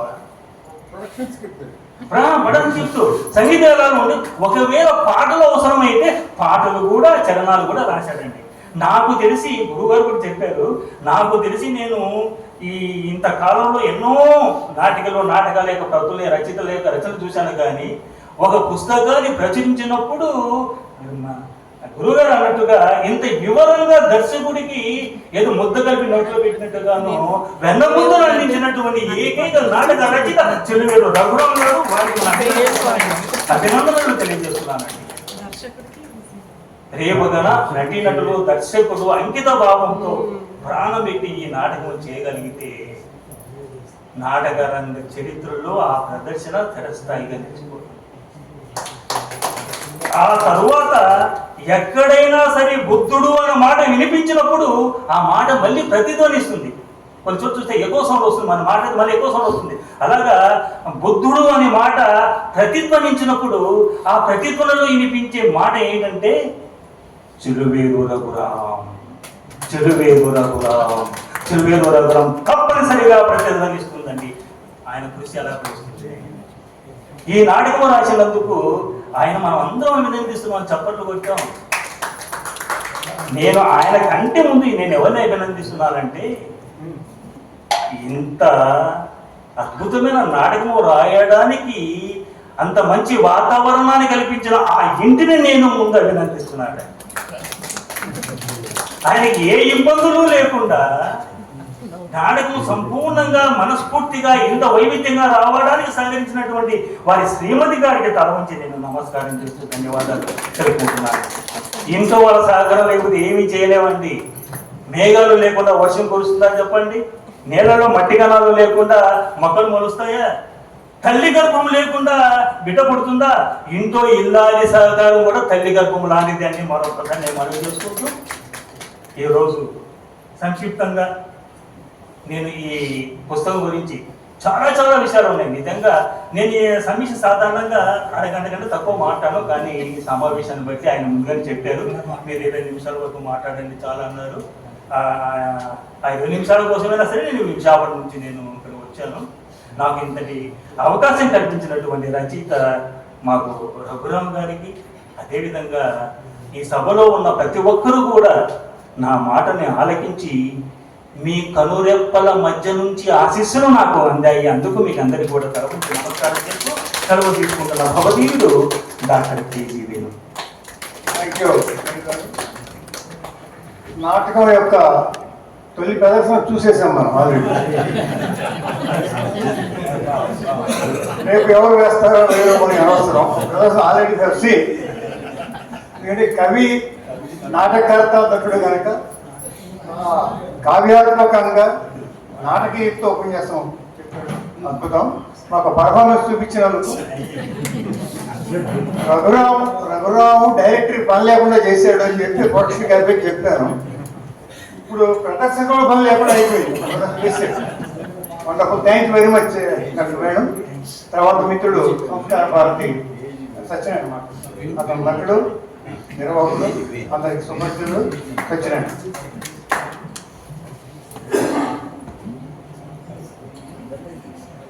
సభకు నమస్కారం. పెద్దలు కొడుదొల్లీలు డిఎస్ మూర్తి గారికి, ఈనాటి కథానాయకుడు రచయిత చెలువేరు రఘురాం గారికి,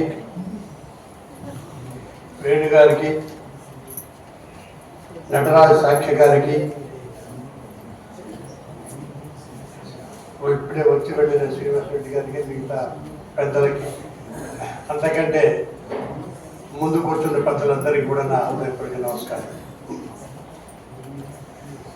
అయితే అనుకున్న అతిథులు కొంతమంది రాకపోవడం వల్ల అనుకోని అతిథిగా నేను స్టేజ్ మీద కూర్చోవాల్సి వచ్చింది. ఈనాడు కేవీ రమణాచారి గారు ముఖ్యంగా రావాల్సి ఉండే, ఆయన నిన్న హాస్పిటల్లో ఉండి ఇబ్బంది పడుతుండడం వల్ల రాలేదు ఈరోజు, లేకపోతే తప్పకుండా వచ్చేవారు. అలాగే వేరే కొంతమంది రాలేకపోయారు. ఏమైనా నాకు ఈ అవకాశం ఇచ్చినందుకు ముందుగా శ్రీకళా నికేతన్ శ్యామ్ గారికి నవ్వులపూర్వక నమస్కారం తెలియజేస్తూ, ఈనాడు ఇక్కడ చూస్తుంటే ఎక్కువగా మా సూర్యాపేట కల్చర్ వాసన ఎక్కువ కనబడుతుంది. మొదట నల్లగొండ జిల్లా, ఇప్పుడు సూర్యాపేట జిల్లా. నల్లగొండ జిల్లా అనగానే కష్టజీవులు, కష్టం కనబడుతుంది. సూర్యాపేట జిల్లా గానే విద్వత్తు కూడా కనబడుతుంది. ఆ వాసన ఎక్కువ మంది శ్రేణులు ఇక్కడ కూర్చున్నారు, అక్కడ కూర్చున్నారు, అక్కడ కూర్చున్నారు, ఇక్కడ కూర్చున్నారు. చాలా సంతోషం.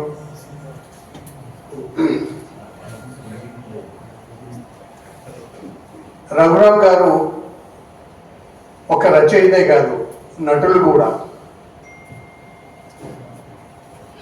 నటులు రచయిత అయితే ఆ సౌలభ్యం నాటకాల్లో కనిపిస్తుంది.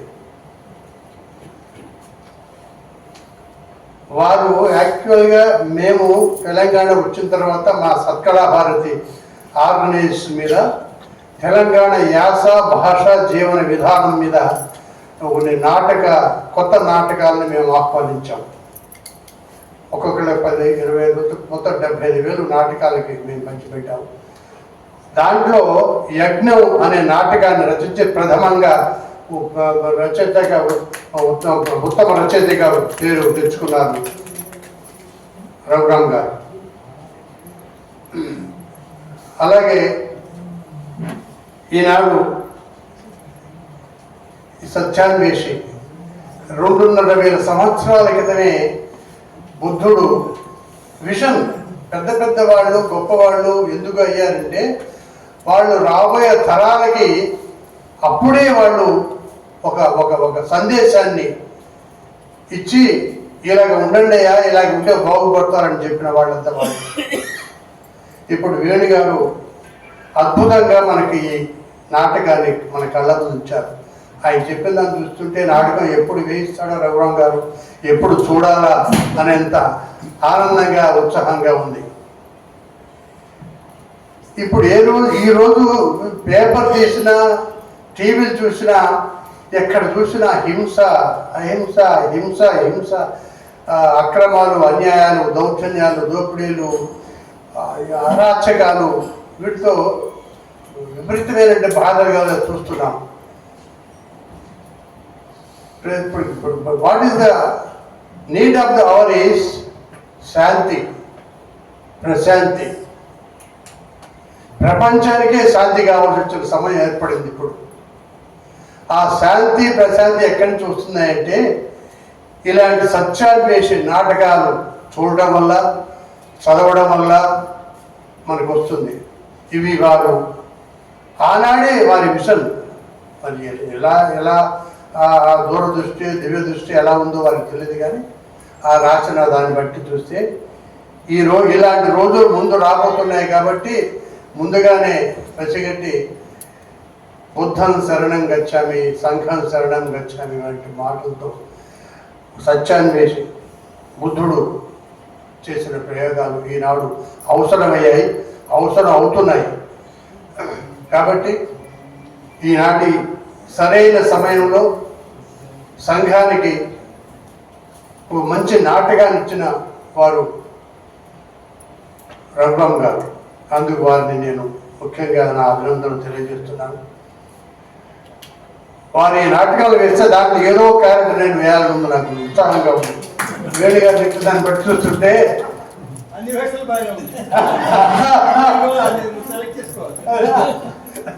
బాగుంది. ఎందుకంటే అప్పుడు వ్యత్యాసం చూడండి, ఒక పెద్ద చక్రవర్తి లాంటి మనిషి, సామాన్యుడు స్నేహితుడు, చిన్న శ్రీకృష్ణుడు కుచేరుడు లాంటి క్యారెక్టర్, చిన్నుడు బుద్ధుడి క్యారెక్టర్ అంత విపులంగా చెప్పిన తర్వాత వాళ్ళు చూస్తుంటే అలాంటి నాటకం ఎప్పుడు వేయించాలా, ఎప్పుడు వేయాలా అనేటువంటి ఉత్సాహం కనపడుతుంది. అలాంటి కార్యక్రమం కోసం మేము అందరం చూద్దాం. తప్పకుండా నేను అవకాశం వినియోగించుకుంటానని చెప్పి నేను రఘురామ్ గారికి సర్వేస్తూ ఈ నాకు అవకాశం ఇచ్చిన పెద్దలందరికీ కూడా నా హృదయపడి నమస్కారం తెలియజేసి సెలవు. మిత్రుడు సత్యనారాయణకి వచ్చిన సలహా, ఒకవేళ ఈ నాటకం నువ్వే గనక ప్రదర్శిస్తే చంద్రుడి వేషాన్ని వేణుగారికే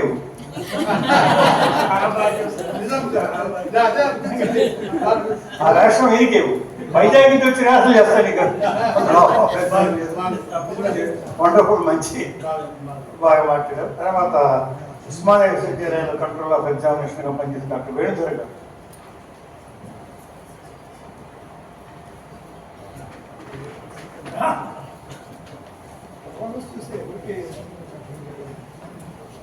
గౌరవనీయ సభాధ్యక్షులు, సత్యాన్వేషి నాటక రచయిత శ్రీ చిలువేరు రఘురామ్ గారు, వేదికను అలంకరించిన ఇతర పెద్దలు, సభాసీనులైన పెద్దలు, అందరికీ శుభ సాయంకాల సమయాన నమస్కారం.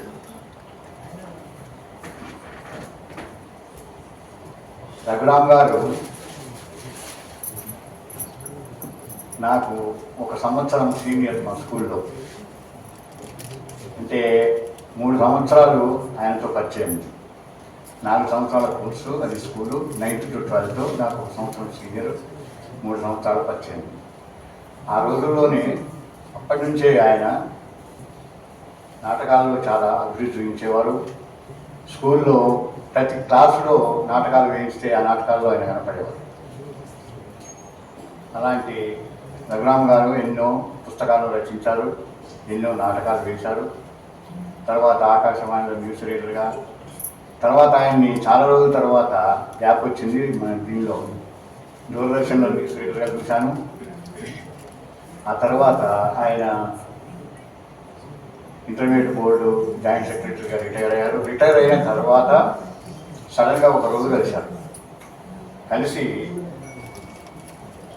చిరకాల మిత్రులు, పూర్వ మిత్రులు అందరి ఫోన్ నెంబర్లు కలెక్ట్ చేసి అందరినీ ఒకచోటే సమావేశపరిచి జిల్లా పరిషత్ మల్టీపర్పస్ హై స్కూల్ సూర్యాపేట పూర్వ విద్యార్థుల సంఘాన్ని ఏర్పరచడానికి ఆయన మూలకారకుడు. అప్పటి నుంచి ఎన్నో కార్యక్రమాలు చేస్తున్నాము. ప్రతి కార్యక్రమానికి ఆయనే ప్రారంభకుడు. అలాంటి రఘురామ్ గారు రచించినటువంటి మహానాటకం సత్యాన్వేషి ఆవిష్కరణకు అటెండ్ కావడం నాకు ఎంతో సంతోషంగా ఉంది. ఈ సందర్భంగా ఆయన ఇంకెన్నో పుస్తకాలను రాయాలని, ఈ నాటకం రాసినందుకు ఆయన మనస్ఫూర్తిగా అభినందిస్తూ, ఈ సదవకాశాన్ని నాకు ఇచ్చినటువంటి సభాధ్యక్షుల వారికి కృతజ్ఞతలు తెలియజేస్తూ, మీ అందరికీ కృతజ్ఞతలు తెలియజేస్తూ సెలవు తీసుకుంటాను. Thank you sir, thank you very much. ఇప్పుడు ఈ నాటకానికి మూలమైనటువంటి నవల రచయిత నటరాజ్ శాస్త్రి గారు చిరువేల రఘురామ్ సత్కరిస్తారు.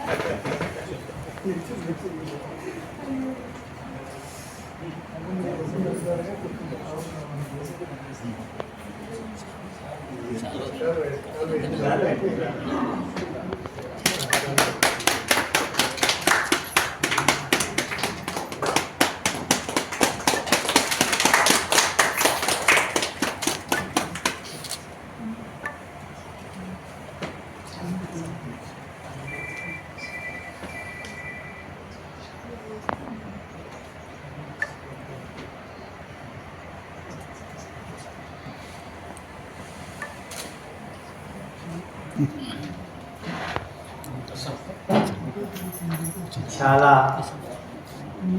సంతోషంగా ఉంది. మూల రచయితని గౌరవించడం అనేది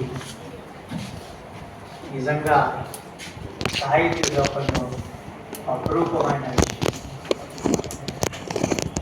ఈ మూల రచయిత నేను ఈ ఎదురుగొండ ఉన్న రూపాన్ని డి నటరాజ శాఖ్య ఆంధ్ర విశ్వవిద్యాలయంలో జాయింట్ రిజిస్ట్రార్ గాను కంట్రోలర్ ఆఫ్ ఎగ్జామినేషన్స్ గాను పనిచేసి రిటైర్ అయ్యాను.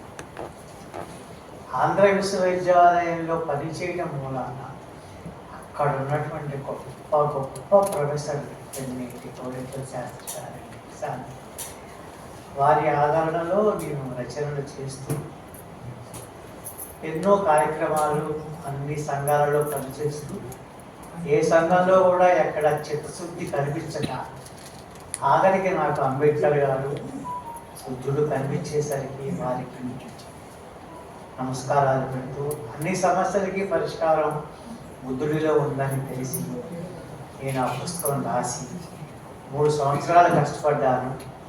అంతేకాకుండా ఆ పుస్తకాన్ని నేను ఒక మామూలు మనిషిగా కాకుండా బుద్ధిస్టుగా నేను ఆ పుస్తకాన్ని తీసుకురావాలని బొజ్జనకొండ అనే ఒక గొప్ప సాంస్కృతిక కేంద్రం, బుద్ధ సాంస్కృతిక కేంద్రంలో బుద్ధిజాన్ని తీసుకుని నేను ఆ పుస్తకాన్ని రిలీజ్ చేశాను. అది 5-6 ప్రచురణలు జరిగింది. అందులో ఏ ప్రచురణలు చూశారో శ్రీ చిరువీర రఘురామ్ గారు దీన్ని నాటకంగా రాయాలి అని తలుచుకున్నారు. 5 సార్లు ప్రింట్ అయినప్పుడు నాకు వచ్చిన 100 లేఖలు, ప్రతి ఒక్క లేఖ అద్భుతం అన్నమాట. మా జీవితాలు ఎలా మార్చిందో ఏంటో నిన్న మొన్న ఎప్పుడు నాకు పుస్తకాలు వస్తూనే ఉంటాయి. సెలవులు వచ్చాక సెలవులు కూడా వస్తూనే ఉంటాయి. అయితే నేను సారు నన్ను మీ అనుమతి కావాలి అంటే నా అనుమతి ఎందుకండి అని అన్నాను. కాదు, కావాలి అని ఇంటికి తీసుకొచ్చి ఎంతో గౌరవంగా నన్ను చేసుకున్నారు. నేను ఆ పుస్తకం వచ్చిన తర్వాత రాత్రి 9-9:30కి చదువుతూ ఉన్నాను. మా అబ్బాయి ఎప్పుడు మా అబ్బాయి సృజన హాస్పిటల్ నడుపుతున్నాడు జూలిమెట్లలో. వాడు వచ్చి ముందు నన్ను పలకరించి వెళ్తాడు. నా రూమ్కి వచ్చి బాగా చదువుకుంటున్నానని చెప్పి వెళ్ళిపోతామంటే, నాన్న ఈ పుస్తకం చదువు నాన్న నువ్వు, సత్యాన్వేషి అని చిరువేరు రఘురామ్ గారు రాశారు అని అంటే, అవునా నాన్నగారు, అవునా డాడీ, ఇవ్వండి అని ఇచ్చాడు. ఇచ్చిన తర్వాత అన్నాడు, బాగుందా డాడీ, ఎలా రాశారు అని అన్నాడు. మీరందరూ చప్పట్లు కొడతానంటే నేను వాడితో ఏమన్నానో చెప్తాను. నాకంటే బాగా రాశారు నాన్న అన్నాడు. నిజంగా నాకంటే బాగా రాశారు. అందులో ఉన్నటువంటి రచనలు చదివినప్పుడు నా మూల రచనల కంటా కూడా బాగా రాశారని అనిపించింది. అమరశిల్పి జక్కన్న గొప్ప మహా నటరాజ విగ్రహాన్ని శిల్పిస్తాడు. వచ్చినప్పుడు ఆ శిల్పానికి కేంద్రమైనటువంటి బొడ్డు దగ్గర కొంచెం బొడుపులా వచ్చేస్తుంది. అది తీయాలంటే ఏమవుతుందో తెలియదు, తీయకపోతే ఏమవుతుందో తెలియదు. అలాంటి సందర్భంలో అమరశిల్పి జక్కన్న దాని చుట్టూ ఒక పువ్వులాగా చెక్కి పూర్తి చేస్తాడు. చూసిన వాళ్ళందరికీ కూడా అది అద్భుతంగా ఉంటుంది. వాళ్ళ కుమారుడు కుమార చక్కన్న అనమాట. వాడు చూసి నాన్నగారు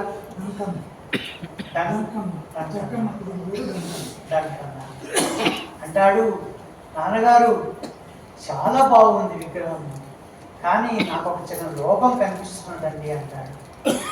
ఏంటి నాన్న లోపం అంటే, ఆ బొడ్డు దగ్గర కొంచెం ఉబ్బెత్తుగా ఉంది నాన్నగారు, అది తీయలేదు అని అడుగుతాడు. నాన్న నాకు కూడా అనుమానం ఉంది, అక్కడ నేను ఏమాత్రం చెప్తే మొత్తం శిల్పమంతా ఏమవుతుందో అని భయపడి నేను తీయలేకపోయాను. నాన్నగారు నేను తీస్తాను అని సూది లాంటి ఉరితో దాన్ని చెక్కి ఈసరికి కిందన తండ్రి చక్కన గారు చేయబడంగానే చేతిలో ఆ చిన్న ఆ రాయి పడుతుంది. అది రక్తం. ఈ విశ్వమానవ కళ్యాణ ఆచరణ తత్వ ప్రదాత గౌతమ బుద్ధుడు అనే 350 పేజీల గ్రంథం నుంచి రాలిపడిన రత్నం శ్రీ రఘురామ్ గారు రాసినటువంటి ఈ పుస్తకం రాసినప్పుడు ఆ చదువుతున్నప్పుడు ఎంత ఆనందపడ్డారంటే బాహ్యాడికి బాలుడిని సిద్ధార్థుని తీసుకెళ్తూ ఉన్నప్పుడు ఒక నది దగ్గరికి వెళ్తూ ఉన్నప్పుడు నాన్నగారు ఇక్కడ ఆఫ్ చేయండి అని అంటాడు శుద్ధోదరుని. ఆఫ్ చేసిన తర్వాత అన్నీ చూసిన తర్వాత రండి ఇంకో చోటికి వెళ్దామంటాడు.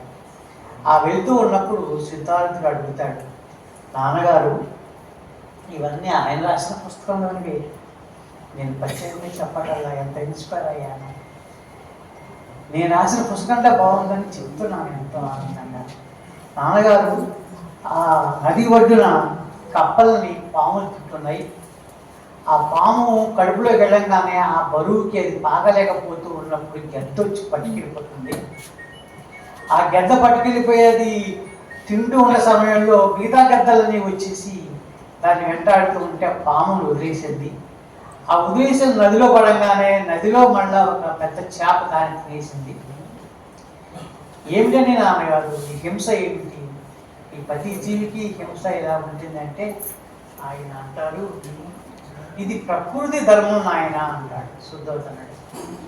మరైతే ప్రకృతి ధర్మమే అయితే ఈ ప్రకృతిలోనే కత్తెర పిట్టలని మీరు చూసి ఉంటారు.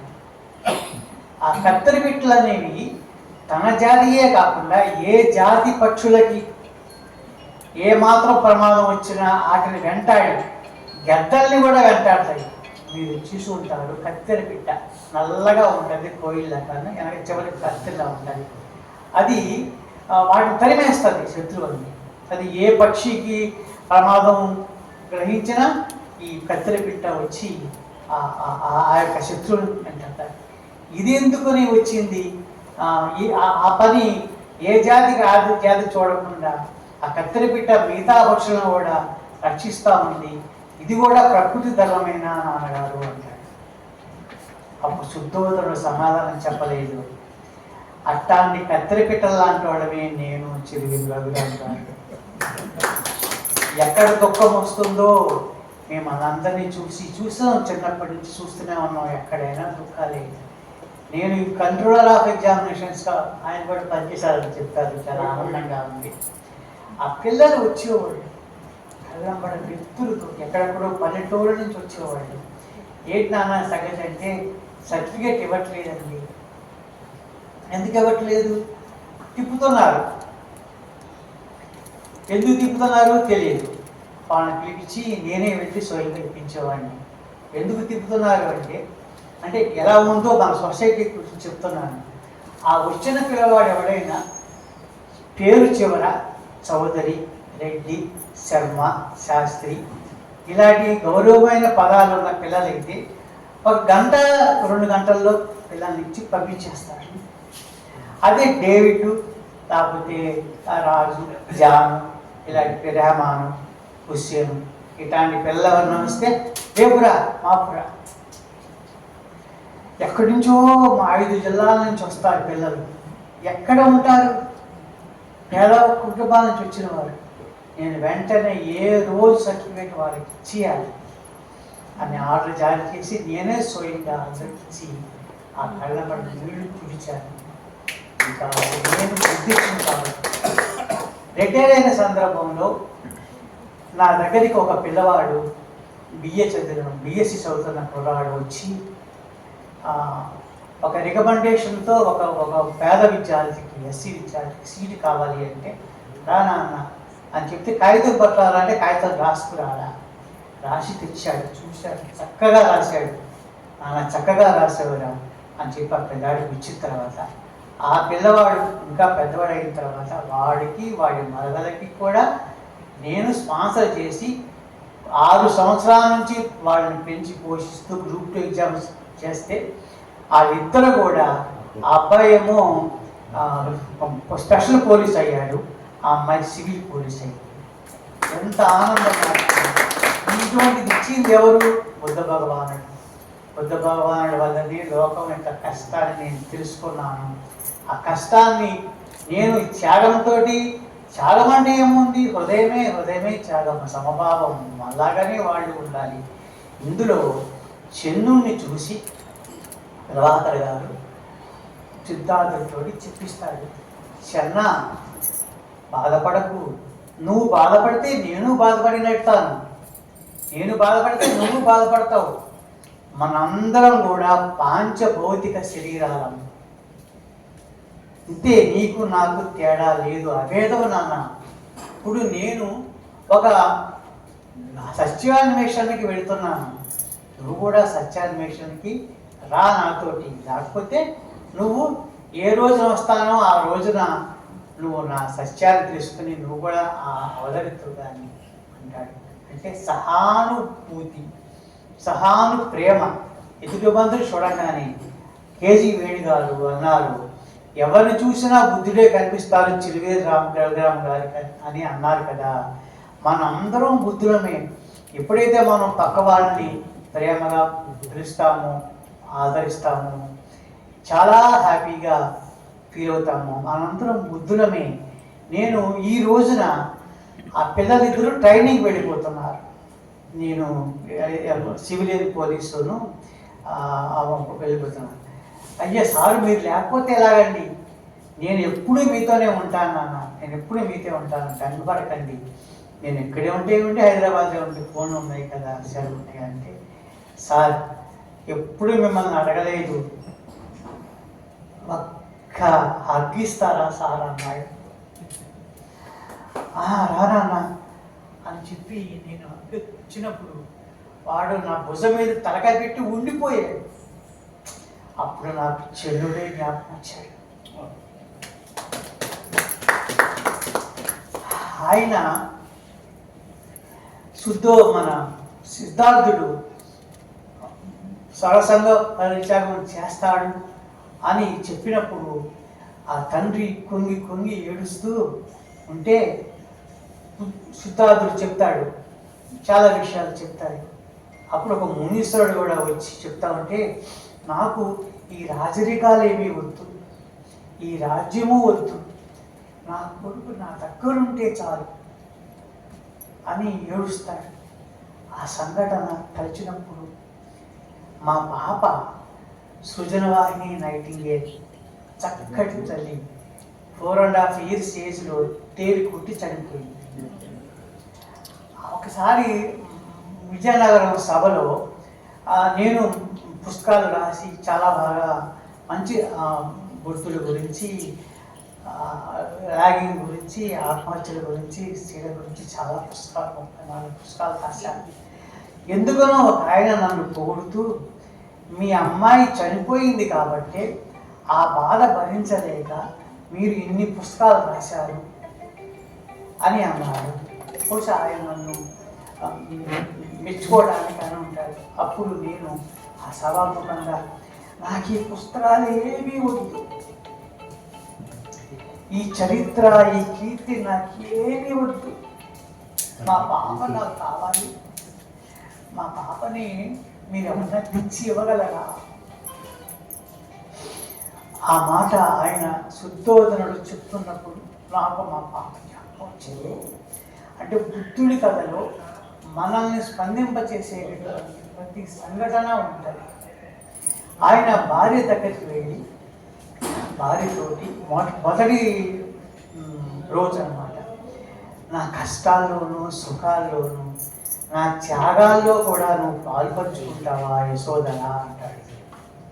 అవును ప్రభు, నేను మీ కష్టాల్లోనూ సుఖాల్లోనూ మీ త్యాగాల్లో కూడా పాల్పంచుకుంటాను అని అంటుంది యశోదర.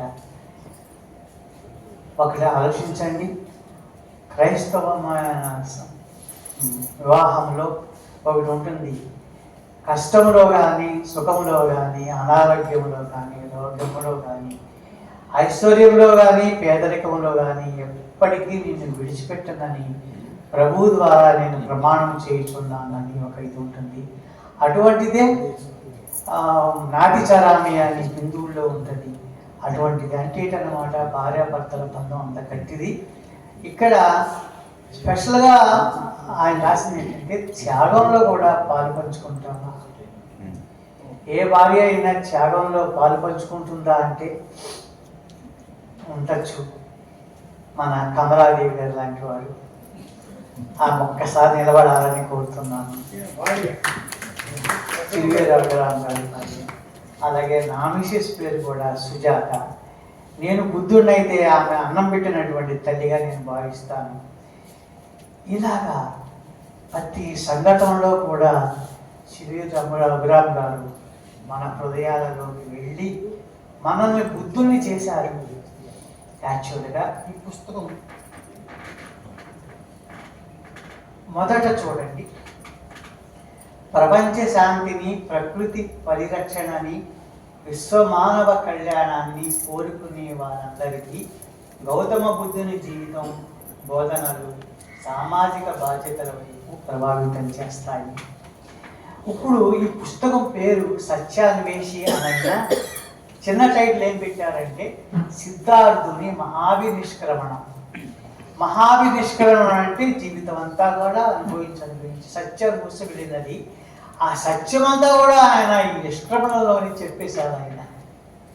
సో మహావినిష్క్రమణ అనేది మనం మొదటగా తయారయ్యేందుకు రాసిన పుస్తకం.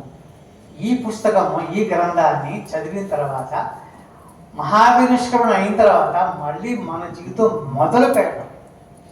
ఏ విధంగా మొదలు పెడతాము? బుద్ధునిలాగా మొదలు పెడతాము. ఈ గ్రంథము నాటకాలుగా వేయటమే కాకుండా సినిమాగా కూడా రావాలని మనస్ఫూర్తిగా కోరుకుంటూ, ఈ ఎంత బంగారానికైనా గోడ చేరుపు కావాలంటారు. ఈ సమావేశాన్ని నిర్వహించిన శ్రీ కళానికేతన వారికి నా నమస్కారాలు తెలియజేస్తున్నా. జీవితంలో స్నేహితులు అంటే చాలా గొప్ప విషయం.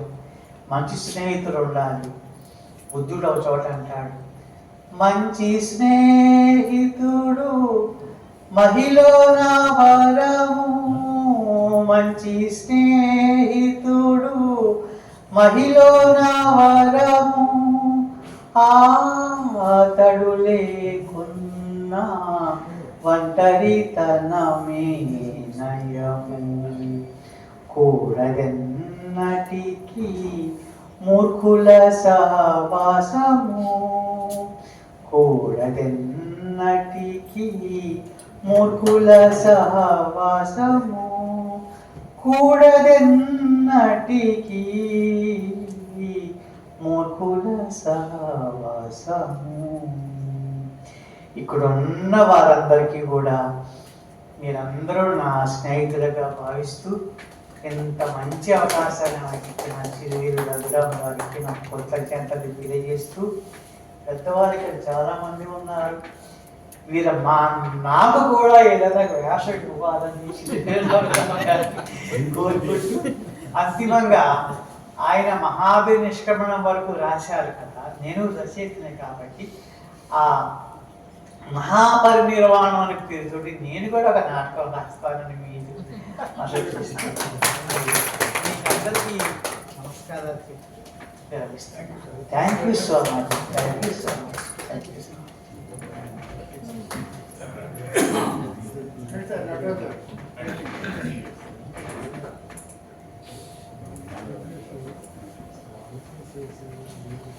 మీకంటే ఆయన బాగా ఎందుకు రాశాడంటే ఆకాశవాణి అనుభవంతో డైలాగ్ ఎలా ఆయన తెలుసు, శ్రోతలు నాడి తెలుసు. దూరదర్శన అనుభవంతో ప్రేక్షకులు ఎలా నాటకం ఊహించుకుంటారో అది తెలుసు. ఆ రెండు తెలియబట్టి మీ నవల కంటే ఆయన నాటకం అద్భుతంగా దృశ్యపరంగా ఒక కావ్యంగా మంచి ప్రతి సన్నివేశం అద్భుతంగా రావడానికి కారణం అది. ఇప్పుడే మనం చూసాం కదా, మిత్రులు కేజీ వేణు ఇంత అద్భుతంగా డైలాగ్ చెప్పాడు. సో అటువంటి చిరువేరు రఘురామ్కి అభినందనలు. మంచి నాటకం రాశాడు. ఇప్పుడు ఈ నాటక రచయిత అయినటువంటి రఘురామ్కి శ్రీకళానికేతన వారు రఘురామ్కి ఆయన భార్య కమలాదేవి గారికి సత్కారం చేస్తారు. అమ్మా కమలమ్మ గారు రండి.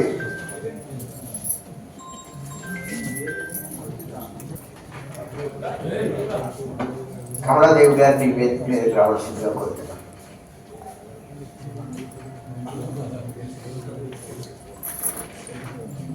12వ తరగతి వరకు ఉమ్మడి నల్గొండ జిల్లా సూర్యాపేటలో జిల్లా మల్టీపర్పస్ హై స్కూల్లో బిఏ సంయుక్త కార్యదర్శిగా పదవీ విరమణ చేసి స్కూల్లో వెంకన్న కాపురం నాటికతో నాటక రంగం ప్రవేశం, తర్వాత 82లో Sangeet Natak academy chairman director ప్రీతిశేషు Gopala స్వామి గారి శిష్యరికంలో నాటకాలు ప్రదర్శించారు.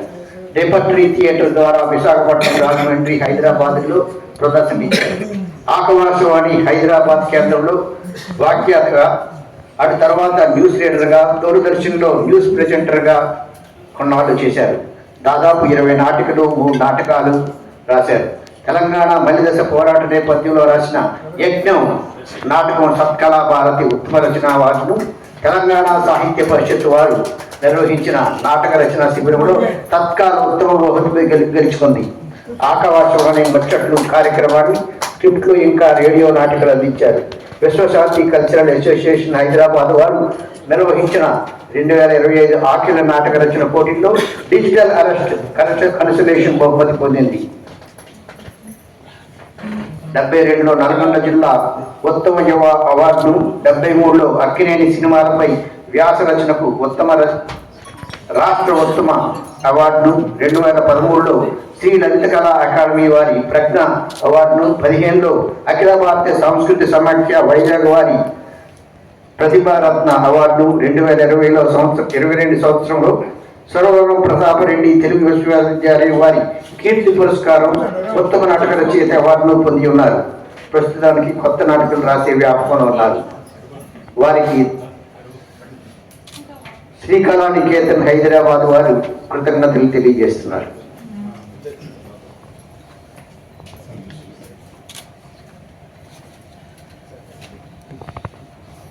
సార్ ఇటు చూడండి.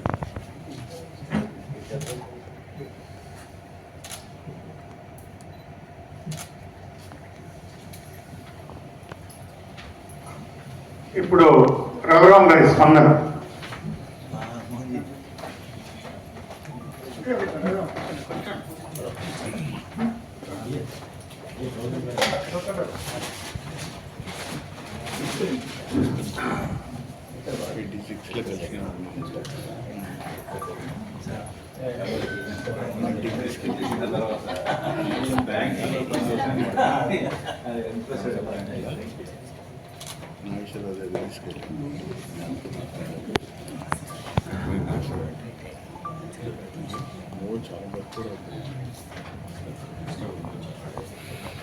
వేదికను అలంకరించిన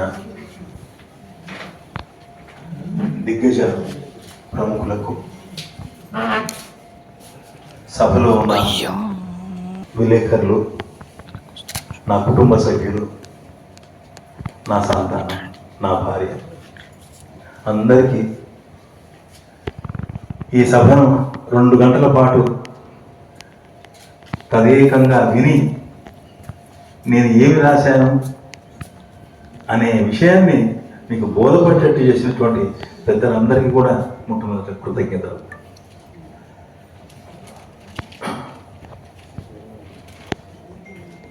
సత్యాన్వేషి నాటకాన్ని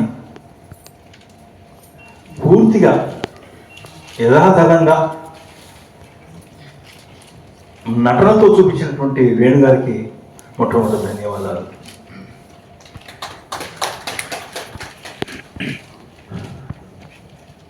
ఒక 5 నిమిషాలు నేను ముగిస్తాను.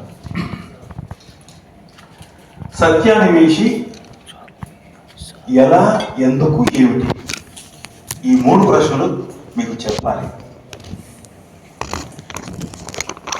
సత్యాన్వేషి తెలంగాణ ఏర్పడ్డ తర్వాత తెలుగు మహాసభలు జరుగుతున్నాయి ఎల్బీ స్టేడియంలో. అప్పటికే నేను ఒక సమీక్ష చదివాను గౌతమ బుద్ధుడి గురించి, నటరాజ సఖ్య గారు రాసిన పుస్తకం గురించి. అది ఎక్కడ దొరుకుతుందా ఏం సంగతి అని అనుకుంటున్నా.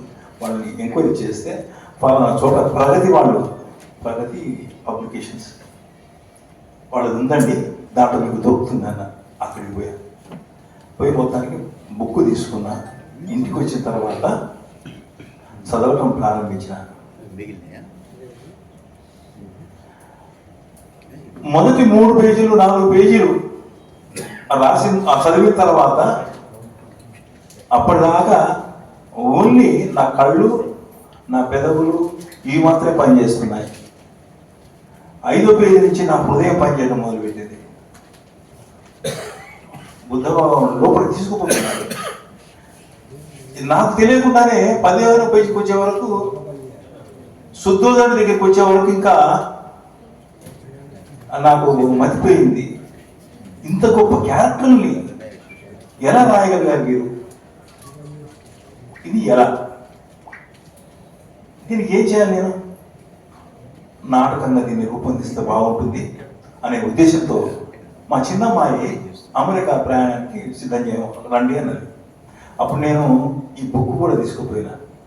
మరి అమెరికా అంటే అక్కడ ఏముందండి? ఈటింగ్, వాకింగ్, స్లీపింగ్, అంతకంటే ఆ 3 తప్పితే ఇంకా అక్కడ ఏమి లేవు. కానీ నేను రీడింగ్ కూడా పెట్టాను. ఈ రీడింగ్ ఒకటి పెట్టుకొని పోయి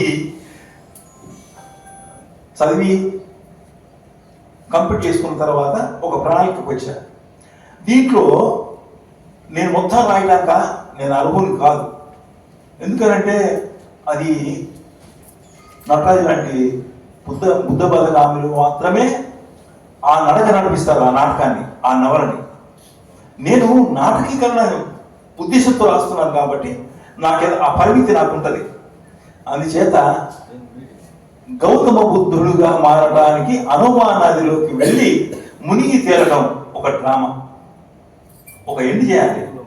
కథ రాసేటప్పుడు మాకు శిబిరంలో సినీ రచయితల శిబిరానికి నేను పోయినప్పుడు అక్కడ చెప్తారు, క్లాసెస్ ఉంటాయి. కథ రాసేటప్పుడు ఆ స్టేజ్లో వెళ్ళిన తర్వాత కాన్ఫ్లిక్ట్ ఉంటుంది.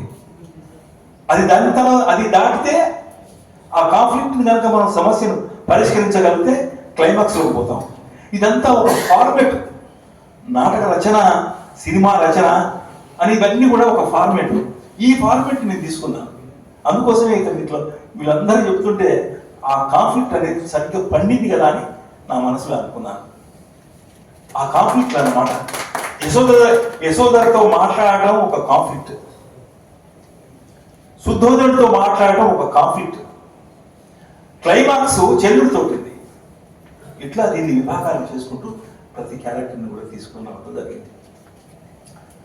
నేను అమ్మాయి దగ్గర రోజు అది స్లీపింగ్ కదా మనం వీళ్ళందరూ పడుకొని 2 రాత్రి 2 దాకా అట్లే కూర్చొని రాస్తూ ఉంటే మా చిన్న అమ్మాయి వేసి నాన్నకి పడుకోలేదా, ఇది తల్లి చెప్పేది, ఇంకా నాన్నకి పడుకోలేదా రాస్తుంది. ఈమె ఏంది అంతా నువ్వు రాస్తే ఎవరు చదువుతారు, దాంట్లో చాలా అర్థం ఉంది. నేను మామూలుగా తీయలే ఆ వర్డ్స్ని. తను ఏమన్నదంటే ఇవాళ ఎవరు చదువుతున్నారు పుస్తకాలు, మొన్న రాసి ఈ రోజు 10 రాసి 400 పేజీలు రాసేసి ఎవరు చదువుతున్నారు? మీడియా వచ్చింది. మీడియా పరంగా ఇవాళ చాలా పవర్ఫుల్గా ఉన్నది. అందరికీ ఆ అందుబాటులో ఉన్న తర్వాత ఈ పుస్తకానికి ఎవరు చదవాలి అంటే మనం రాసేది దానికన్నా పవర్ఫుల్ ఉండాలి. ఇప్పుడు పెద్దలందరూ ప్రతి సీను గొప్పగా ఉందని చెప్పి చూసిన అది పండించాలి. ఆ పండించినప్పుడే ఒక పాఠకుడు, ఒక చదువరి దాన్ని లైక్ చేస్తాడు. ఆ రకంగా నేను మొత్తానికి అక్కడ కంప్లీట్ చేసుకొని వచ్చి ఇక్కడ టైపింగ్ అంతా చేసుకున్న తర్వాత నటరాజు గారిని ఫోన్లో మాట్లాడాను. సార్, నేను ఇట్లా నాటకం రాసిన, మీరు అనుమతిస్తే నేను ఏదైనా చేసుకుంటా అని అంటే, అయ్యో భాగ్యంత భాగ్యం అనండి, ఎందుకండి పర్మిషన్ అన్నారు. లేదు మాస్టర్, మీరు రావాలి, ఒకసారి మిమ్మల్ని చూడాలి అని ఇంటికి పిలిపించుకొని వారికి సగౌరవంగా పంపించిన. అంటే ఇవన్నీ ఏంటంటే బుద్ధుడి యొక్క అంశం వాళ్ళు ఉంది. వారి ఇంటి పేరు ఏం పేరు? శాక్య పెట్టుకున్నారు ఆయన, శాక్య వంశీయులు. ఈ కథలో కూడా ఏంటంటే కోలీయులు, శాక్యులు అనేవాళ్ళు డిఫరెంట్. సిద్ధార్థుడి అంతా కూడా శాక్యులు, కోలీయులు వేరు. అక్కడ నీళ్ల కోసం అని ఒక యుద్ధం జరుగుతుంది. ఆ యుద్ధాన్ని చూసి సిద్ధార్థుడు బాధపడిపోతాడు. ఏది నీళ్ళ కోసం, ప్రకృతి ఇచ్చిన నీళ్ళ కోసం కూడా పోట్లాడుతున్నారు ఈ మనుషులు. గాయం జరుగుతుంది. పక్షి గురించి సార్ చెప్పారు. ఇవన్నీ ఒక ఎత్తు అయితే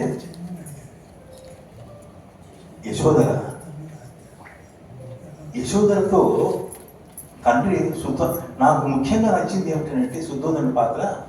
నాకు రామాయణంలో జనకుడి పాత్రని శుద్ధోదనుడిలో నాకు అనిపించింది, దశరథుడి పాత్రని నాకు నీకు కనిపించింది.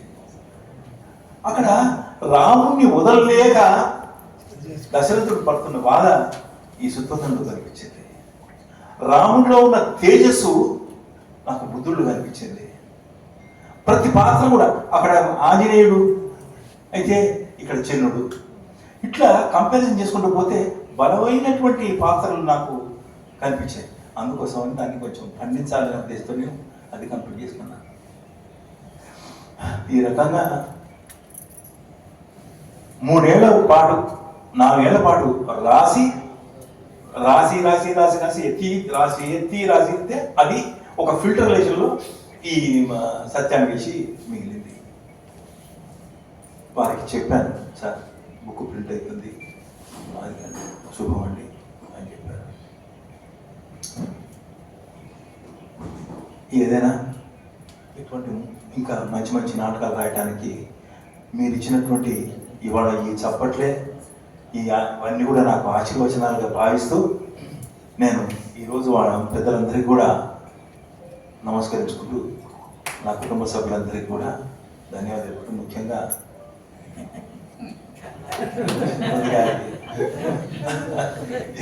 ఎందుకనంటే చెప్పాను కదా, ఈ రాయటం చేయడం అంటే వాళ్ళకి ఏంటంటే దీనివల్ల ఏమొస్తుంది మీకు, వచ్చేది ఆత్మతృప్తి.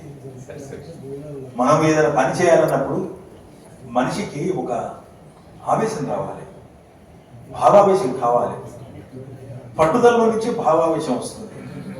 ఏ చరిత్ర అయినా ఏ సిరాతో రాసినా ఒక పరిశోధనే అనేటువంటి అక్షరంతో స్టార్ట్ అవుతుంది. ఆ అక్షరాన్ని సారు నటరాజు గారు వారి స్వహస్తాలతో ఆ నవలను కంప్లీట్ చేశారు కాబట్టి బుద్ధుడి చరిత్రని అంత క్షుణ్ణంగా రాయగలిగారు. మీరు అందరికీ ఈరోజు చేసినటువంటి అందరికీ కూడా నా యొక్క శ్రీనివాసరెడ్డి వాళ్ళ మదర్కి బాగాలేదని ఆయన వెళ్ళిపోయారు, వారికి కృతజ్ఞతలు. సారు ఫోన్ చేశారు. సార్ ఫోన్ చేసి, నానా నేను ఇవాళ హాస్పిటల్లో ఉన్నాను, మీకు అందరికి చెప్పలేదు కానీ సారు రమణ సారు నేను హాస్పిటల్లో చెకప్లో ఉన్నాను, మీ వీలైతే వస్తా, లేకపోతే సార్ ఉన్నారు కదా కార్యక్రమాన్ని నడిపించండి అని అప్డేట్తో. సరే, ఏదైనా అందరూ వచ్చి ఈ కార్యక్రమాన్ని వీక్షించిన నా కుటుంబ సభ్యులందరికీ కూడా ధన్యవాదాలు తెలుపుకుంటూ మరి నేను సెలవు తీసుకుంటున్నాను.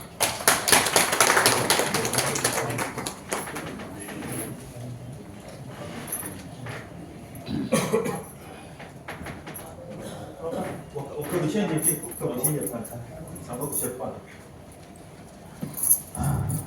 ఒక్క విషయాన్ని మీకు చెప్పాలండి. 1964-65 ప్రాంతంలో నేను సూర్యాపేట స్టూడెంట్ని, 11th అయిపోయింది, 12th ఉన్నప్పుడు మాకు సార్ ఎవరంటే గోవిందరాజులు సుబ్బారావు గారు నటించినటువంటి పాత బాలనగమ్మ, దాంట్లో బాలవర్తి రాజుగా వేసిన వారు మాస్టర్ విశ్వం. వారు ఎదిగి మాకు టీచర్గా వచ్చారు. ఆయన నా గురువు గారు మొట్టమొదటి. అప్పుడు కాస్త ఎర్రగా బుర్రగా ఉండేవాడిని. అదే డైలాగ్స్ అనిపించి క్లాస్ అందరిలో అనిపించి బాగా చేసినారా అయితే వీడు రేపు వెంకన్న కాపురంలో వీడే హీరో అన్నాడు. అది మొట్టమొదటి ఆయన హీరో వేషం ఇచ్చి నన్ను స్టేజ్ ఎక్కించి ఒక నటుడిగా తీర్చిదిద్దారు. అక్కడి నుంచి ఆ ప్రయాణం అలా సాగింది. దాని తర్వాత సిటీ కాలేజీ అక్కడ అన్నీ కూడా కేవి గోపాలస్వామి గారు నన్ను బాగా ఆదరించి ఆ రోజులలో రిపర్టరీ ద్వారా అన్ని ప్రదర్శనలు నిర్మించారు. Thank you.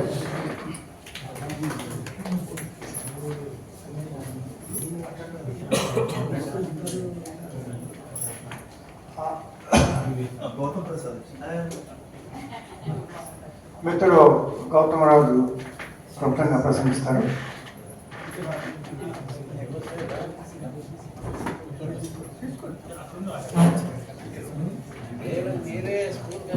సభకు నమస్కారం అండి. వేదికను అలంకరించినటువంటి అంటే వేదిక మీద ఆశీనులైనటువంటి పెద్దలందరికీ నా నమస్కారాలు. ఇలాగే ఈ యంగ దంపతులకు కూడా నా హృదయపూర్వక నమస్కారాలు.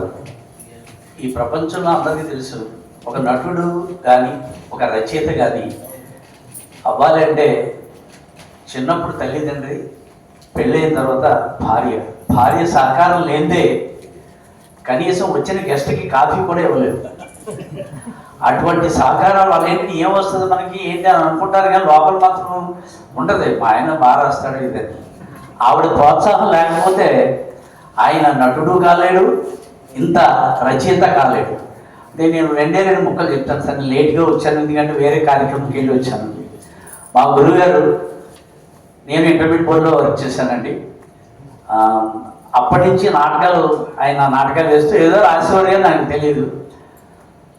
బుద్ధుని గురించి రాశారంటే, బుద్ధుడు అంటే అర్థం ఏంటంటే బుద్ధి జ్ఞానం ఉన్నవాడు బుద్ధుడు. అటువంటి బుద్ధి జ్ఞానం గురించి రాసినవాడు మహాబుద్ధుడు. అటువంటి మహాబుద్ధుడు మా చిరువేలు రఘురామ్ గారు. సో ఆమె సతీమణి చాలా గొప్ప వ్యక్తి కింద, అంటే ఆడవాళ్ళందరూ గొప్పవాళ్ళే, కానీ మేము యాక్టర్ అవ్వాలన్నా రచయితలు అవ్వాలన్నా సహకరించే ఆ మహా తల్లులకి సభాముఖంగా నేను నమస్కారాలు తెలియజేసుకుంటూ, నాకు అవకాశం ఇచ్చిన మీకు కృతజ్ఞతలు తెలియజేసుకుంటూ సెలవు తీసుకున్నాను. నమస్కారం. Thank you. మందర సమర్పణ మిస్టర్ పిఆర్ ప్రసాద్.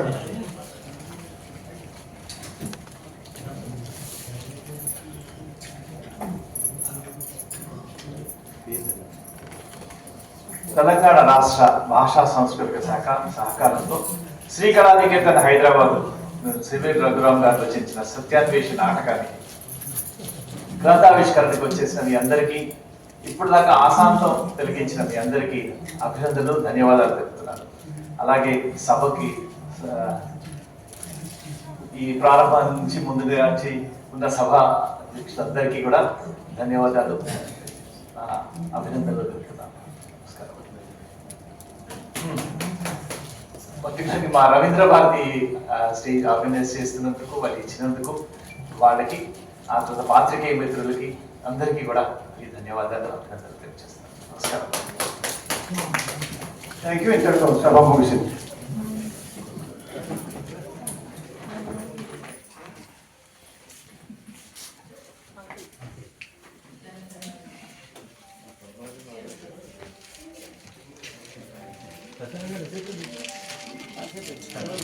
పట్టుబడి ఉన్నారు.